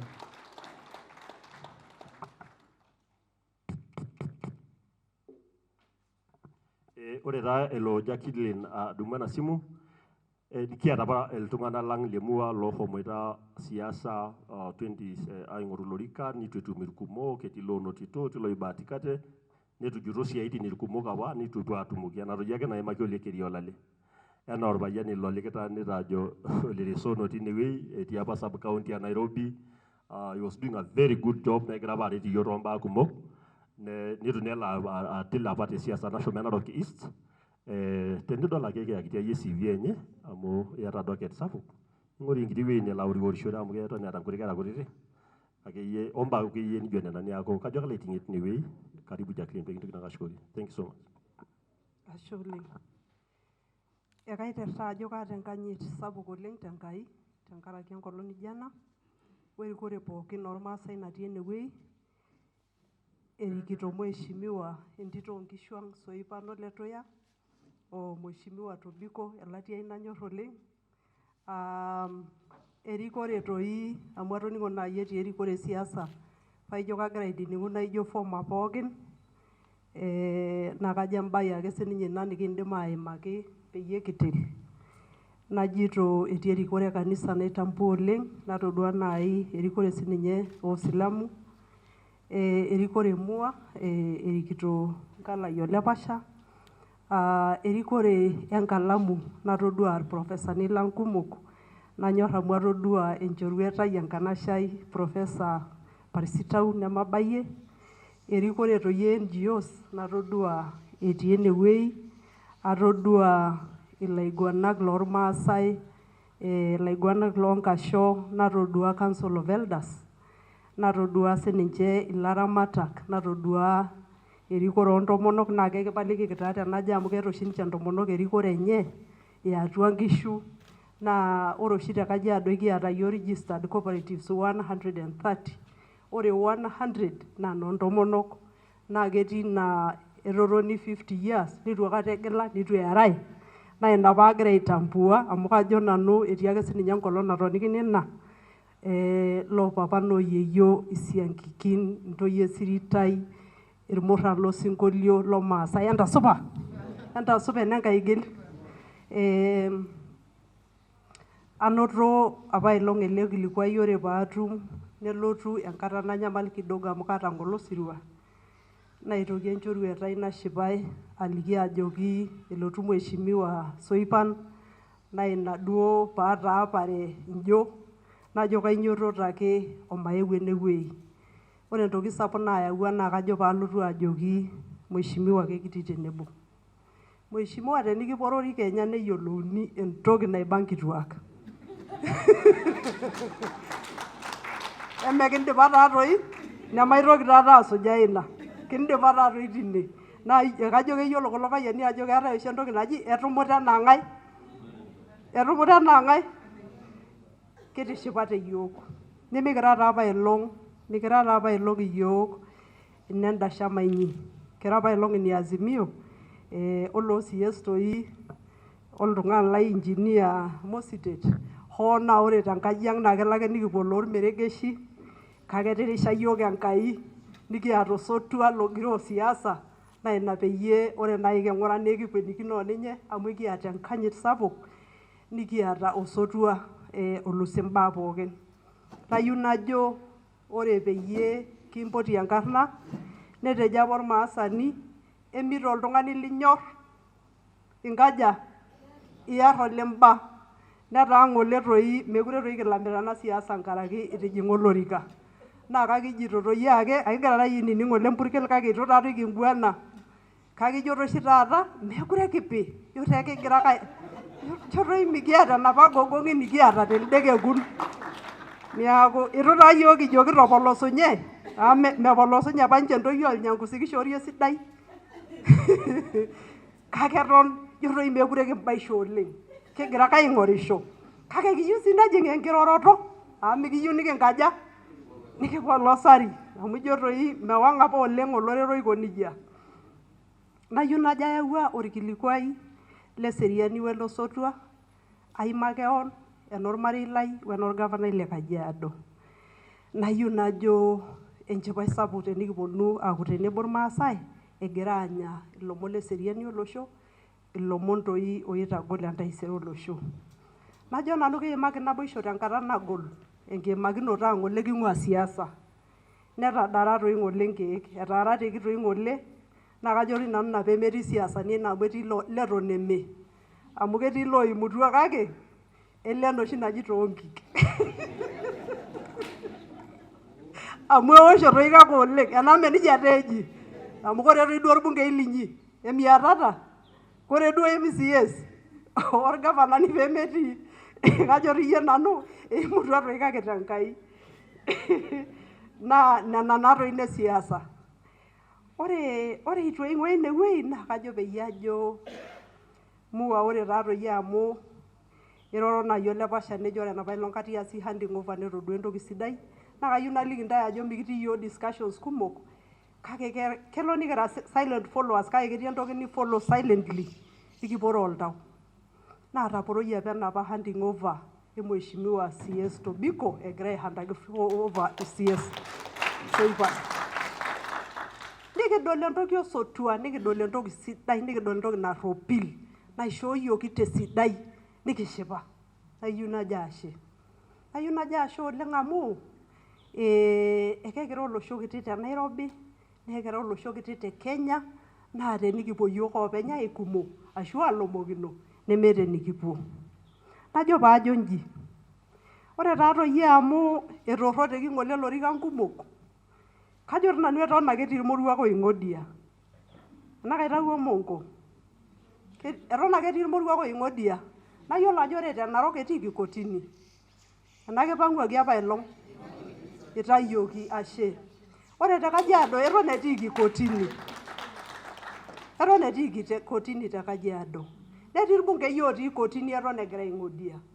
Naa kajo ore enatoki najo keji ake duo Supken, elatoi chairman le Supken. Ore enatoki najo ilo payian naa kajo peyie ajo ematusuj ina. Enchoo ake piiting siasa, emaitian siasa. Maape eramatare. Amu eniara iltung'anak oleng nitirrishakino naa keorr irmaasai. Naa kejing enkiba atua irmaasai. Nemenyorraa irmaasai intokitin naidipa aatulusoi. Naa teninyototo piilo kotini naa igira aun oleng enkiba. Naa kadolta enegira alo dukuya, kelo oshi naa kaing'orr ata taatoi enkiti siasa e school chairman, kenyamal irmaasai. Enkiti taata school chairman primary school, naa inepu eunito oleng enchankar. Kajito peyie kintadoyio enchankar. Amu ore tooshi peepuoi siasa naa eramatare egirai aitobirr peeji kalo tung'ani oitasheki kulo. Naa tenitu ng'ole aimu oltung'ani lino naa tonyorrai. Nayieu naliki ntae nchere, ore apa elong kitii campaign, amu idong'o toi iyiok loo engineer oleng, naa ore peebaya July, aidipa nanu ataasa handing over notes. Ataasa nanu handing over notes, naitanap iltung'anak lainei lenkopisi, najoki tenelo taa nashomo, ore oltung'ani lalotu aitarasaki naa kayieu ning'amumu oleng niasishorere, basi paa kalo taa taata aipirare loo engineer. Nikipuo akesha. Ore toi ninye paashukunye, itu toi ninye nanu ajo katushukunye, etaa kaitoki ajoki lapa tung'anak lagira aitanap habari zenu, mekure Lomaasai niaku emikintoki aun oleng. Emataas enosotua, amu inakata itaunoyu osotua naa inakata kitumoki eramatare. Niaku ore agira aidip naa kajito mua, ore enatoki najo ole naado mataas naa mataas ake. Emaitaki osotua siasani. Naa nainining nai Dr. Kerei, naa ore ele tung'ani olalang naa keboita apa te darasa aikata apa kira nkera wena toi tomononi natejo ole Pasha etamorua nemanyorr nai ina story oleng. Amu esapuko enkidong'i toi niaku enyorr enoshi daa nanyorr lelo tung'anak. Niaku mintoki asioki ajo etamorua amu eton itu mintoki akwetie iyiok. Najo peyie ajo kajito nai inchere ore peyie iro Ole Kerei naning nai ilomon ootejo naa ketejo toi sidan neimaki ena professional caucus naata. ore ena professional caucus naning'ito mbaa sidan, naning'ito etaasishore apa former CS Tobiko. Kake ore amu etaasishe te sirkali, ore etii ofisi naa civil society apa ing'ua itu ajing' ofisi. Naa kelo nidol aitoki nijo kayieu naikoroga ena kidogo amu inakata esidanu. Kake miyiolo airoro itii atua sirkali. Naa ketii entoki najo kanisa nemejo sirkali. Ketii entoki najo civil society nemejo sirkali. Enaa menijia etiu amu iyiolo enkai nei aitobiraki. Naa ketii entoki najo Council of Elders nemejo siasai. Naa ketii entoki najo siasai amu keeta oshi ore siasani pookin nche ake pikigeluni te kura, utanisamee mheshimiwa CS amu ora apa siasai. Ijo tenegeluni siasani keeta oshi enkiti toki nanya nijo keeta ntokitin naajo naijo she kitejo taata. Najo nanu, let's bring on board all those actors, you know. Peyie amu kayiolo ajo ore professionals ketii ntokitin naa tenejo naa very civil enkutuk najo yie. Naa teninchosho nai kuldo Council of Elders loorikito Ole Kisemei neidim ninche ainyalu oleng. Naa kelo naa keyieu nkulie tokitin ninyaluni amu inakata esidanu. Najo peyie ore ina professional caucus let's on board all the other stakeholders. Agira ajoki mheshimiwa Soipan, broaden your stakeholder engagement. Do not restrict it to a few people. Reach out to the politicians. Nanyor amu apa yie siasa niaku ning'ua oleng niyiolo atang'amai lelo tung'anak. Niyiolo ena toki nanya naa kelo nilipua. Peyie kintobor. Amu tenikintobor, these are actually the custodians of resources. Amu atoning'o nai professor egira aimaki nejo niki-recommend irbaribarani. But I did not hear him say we onboarded our MPs who actually allocate those resources from the National Assembly. So, yiolo ake pikitum ina ng'eno nikiaku strategic, nikitumoki oleng. Nimikiaku iltung'anak oojo ayieu nanu naas peyie ore paabaya ende neji nanu ng'ole ake nataasa mataas pookin. Amu olosho sapuk kirikito. Najo peyie ajo matutumoki iltung'anak lang sirkali, mheshimiwa, nekinyor amu tie enewei, amu elo oshi neji te social media tenigeri oltung'ani, ore apa piappointi toi oltung'ani oiappointaki, naa keji ninye onoto esiai enye, we don't care. It is a personal development. Kayieu nanu najo, a win for one of us is a win for all of us. And I want us to have that. Kayieu nikinap oleng ina toki. Because a win for one of us is a win for all of us. Ama di ng'ole tenentito olonyogeri na iappointaki, kenata duo kinturruro tenewueji aponu ajo mheshimiwa. Kenata kiyiolo ninye enkarna eneji. Ama di tenakata nenikijokini kang'ae orministai le agriculture, kajo nanu ake nayiolo amu nanu nalo atalu enaake. Peno niyiololo ntae ajo ng'ae. Aisho ebaiki nae niyiolo tentuun enyenak. Naa kajito, emata iltung'anak laa tenishori ninye oltung'ani watchman, emata errepaki. Amu kirrip ake siyie nabo olong. Ename nijia etiu. Tapalai enkutiti siaitin. Naa kakijito, njoo ake peyie ishori oltung'ani iboitata apa te political camp omiboitata terrepaki nambung'aki. Amu kadol oshi irmaasai, ore apa elong amu kitaarate toi, kitaarate yiok toltim lang pi, naa noolo yiok kake kintauto yiok osotua amu ketii Enkai, netaarate sinche lido tim apa loosoipan tena kaunti ang otiai ake. Naa tenelo peeji kishori obo imnomineti ashu ishori obo, nidol taata irkulie iturruro tende wei nekwete dukuya. Aapuo ajo maapa aibok. Amatapal ina amu kiba Enkai. Nematapal amu mikipuo dukuya kiasita nena tokiting. Amu ore te Nairobi, tenito taata etum oltung'ani nomination nalotie National Assembly ashu Senate, tenelo ilo orika nemeshukunye irmaasai. Amu ore Kenya neme enoormaasai, enooltung'anak kumok. Niaku nena nanu ajo peekijo, kake kajito mua maibung'a nena, ore ajito nena, najito ore tiyiok irkaputiei, nekiata oshi yiok enkiti sajata ang natii Machakos County. Nekiata oshi taata MCA elected te Machakos County. Nekiata laiguanak te Machakos County. Nekiata ildioni te Machakos County. Ekelotu oshi ake nipusha ake lelo nejo, we the Kaputiei of Machakos County. ore apa aikata pening Ole Lenku nejo keja taata Kakuri najo itigira iyie amu kiyiolo yiok enikijito. And I think it is time for us to begin to expand. Mataas iyiok expansionists. Amu expand ake netijing'uaki enkop ang'. Inyang'uaki enkop. Etaasaki biashara. Etorikishoteki. Netaa toi bargaining etii iltung'anak tenkop ang'. Kake mikimpang'ita yiok. Nemikigira aibung'aki iltung'anak lang' oipang'ita. Enche ake lonyorr Enkai piining'ining'i ormurrani oitashe tena Nairobi City County. Enyito mapaang'or. Enyito ake lonyorr Enkai piining'ining'i ormaasani oitashe tiai wueji ashu oloing'oru olorika tiai county emaape. Nekiata tenakata yiok ormurrani oyieu chief officer te Machakos County.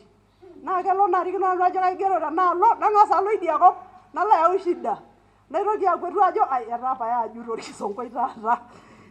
Niaku kakijito, let us support our own. You know, and ore ake piiting siasa enatoi natejo irpayiani kumok, ore ake piiting siasa emaitii enena. Amu meeta enikintoki aya enchankar nagiroo enkata enye. Najo peyie ajo mua maitutumo olorere, naa ore enatoi natejoki deliverables, let's look for deliverables. Amu ore entoki nabo taata nikinoto, ore ake ninye osotua le Mheshimiwa Tobiko o Mheshimiwa Tuya na deliverable nabo. Nikijoki Enkai ashe. Kake kiyieu nkulie deliverables. Tuko pamoja? Kiyieu nkulie deliverables. Kiyieu taisere neji irorokinote Ole Nkedianye Ole Lenku. Kiyieu neji irorokinote Katoo Ole Nkedianye. Irorokinote Ole Nkedianye Ole Kenta Ole Ntutu. Ashu likae ng'ole oarare elde loosambur. Yes, Lembur of course, and very importantly. Na kakijito emaitau osotua baya. Amu, you know they say charity begins at home. Nje ake peyie ibarore nanu Ole Latia, malotu anyorru ormaasani ng'ua Marsabit. Name nija teeji, maiteera aitasapuk ilo sotua. Najito kajo idipa naa ina. Na kajito Mheshimiwa Soipan tukuna wewe. Kegira taatoi yiok iltung'anak le baba neton itu kindur kake kekitii tenebo. Tenijo ninye taisere ayieu entoki naje naa kakitii inewuei. We will be controversial enough to be able to support even when we are on the other side. And there was a time, and I need to say this. Ore apa 2013 peiteru devolution. Naa kakira apa yiok iltung'anak le baba nikiata apa Ole Nkedianye o governor. Kake nitashe, that was the first time Mheshimiwa Paris vied. And we had to support a woman. I think, unfortunately, and you'll forgive me, that was the story then. Na tenikipuo, na yiok narikito, I was the podium women league leader. So ore paalo na kajo egira ta yiok orange kuna kilani. Najo kake ore moshipi ang kedo. Neentapal emoshipi ang amu edapa ake yiok nkitatin. So a time will come when we will be controversial enough. And I was number 1 in the nomination list then for the county assembly. But because of that statement, they removed me. And I wasn't sorry about it because we achieved what we were looking for. Negijito, we will support you. We are there for you. And you will lack nothing. Njaga iye peye eje roshoki efirimbi yate enkiti issue. Ake ninye nayieu enkiti support mpoto yiok. Na kagira ajoki irpayiani lormaasai. Ematonyorrai ajo enkarikoni ang'. Nchooki toi maidip ena kiti amu kisapuk toi naa ebaiki toi ninye nai agira airorie. Naa kajito emaibung'aki ena tomononi ele orika. Nematapal irkutiti omon. Kajito matapal irkutiti omon ooya enkare. Ematapal inyoo? Irkutiti omon ooya enkare. Amu torrono oshi kajo nanu enikash apa naa ore peini yiok pookin neini yiok pookin tormaasai kira lewa pookin peyie idoldol entoki torrono. Amu nyorr oshi atoni aitutunyo nkituak. Neentapal ina. Nchoo peilepie Enkai entomononi emaisho enkanyit enye. Tuko pamoja? Emintoki atoni ajo kang'ai sa toi naishoo ilo orika peishooki. Ishooki apa amu ishoo apa menye enkalamu, nisho Enkai oomom, nisho olorika lapa puumo pookin oota, nisho enkarriyiano, nisho eng'eno, naa kitosha ina. Enaa mitosha? Kekijito ore nkarikok ontomonok maisho enkanyit enye. Naa teniyieu nye criticize me, I tell people, if you want to criticize me, criticize my office and the way I do things in my office. Do not criticize my personal life. Forget about my children. Forget about a husband, whether I have one or not, whether nini hiyo wachana nayo kwa sababu ni personal. Let us critique her on the performance of her professional duties.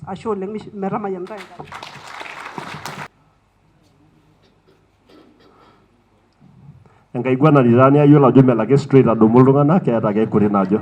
Karibu sana. Mrs. Yankai, God is good and all the time, and that's his nature. Wow. God is good and all the time, God is good and that's his nature. Wow. Aita Yankai tai sabuk tadugo ya CS Soipan. Tinidoldolo Soipan tene, nikidoldolo nan tene, kitoroto sholorika le women rep. Lari lo yolangai ne abogin ndo shoki diso Soipan ngai nena sai enyaga tum CS hey ndo shoki denkai ore omom nikincho enkai to monake enkai no nishukoki enashe. Former CS Tobiko, a very good friend, at all tungani strength behind Olosholema. Asho link. Ore bigi noto stadium Narok. Peji William Olentimama Stadium. Na ore grabo na aboniki CS Tobiko that is another one. Amuni nyoita show bigi tumina stadium peji William Olentimama Stadium. Na CS Tobiko. Yes. Mata sidona numba kumok na yunajo. I want to recognize all the people who've come. Ediba na aji Josephine Ishoro enashe. Na enashe na nwa yutoki aigil. Amore bigi nteru na siai. Kito nito nkangitie kiata kiye wasi ajo meaku. Keaku sa. Keponu iltung'anak. Ni etu. Emenkai tadi ashukoki enashe on type pookin. Ento shoki ate enkai. Ore paadumu CS, former CS Tobiko, kayieu najo, yiolo ajo keji oshiake ntomonok neji nkera neji nyoo, neiroro CC aitobiraki. Neiroro Agnes Leina aitobiraki. Kayieu naitoki ajo ore oshi words naayau irmaasai ashu phrases naa iltasati oitaituo apa. Etaa kintoki sii yiok ayau phrases ng'ejuko. Keetai phrase naji dorrop osina.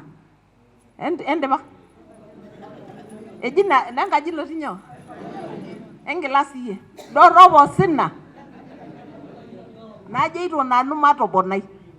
Keji neisulaki enatii entito. Hai. Emidolta tadoi. Isula dii ntoyie Kenya. Imbaba ake pesho kake kesola. Nena Soipan, congratulations. Na ashe oleng tenaboisho niatata. CS, Tobiko, you're the one who has set this space. You're the one who has set it. And I pray, ore na agenda, pei set pooki ngai otii erikore olosho lang. Ore kipoito dukuya, etoomonoko olepasha tol esiai, kagira sinanu aomonoki kaon. Ama tenimikidamu olee, midamu dii keon natomonoki joja. Ente jari. Amu katii nanu ina group nigira aimaki of people who are working with the government. Katii ina group nemayieu naitaini amu kayieu nashukunye atii ai office. Najo ashe oleng Chemayian Enkai. Ing'orita Maa TV amu enaang ena.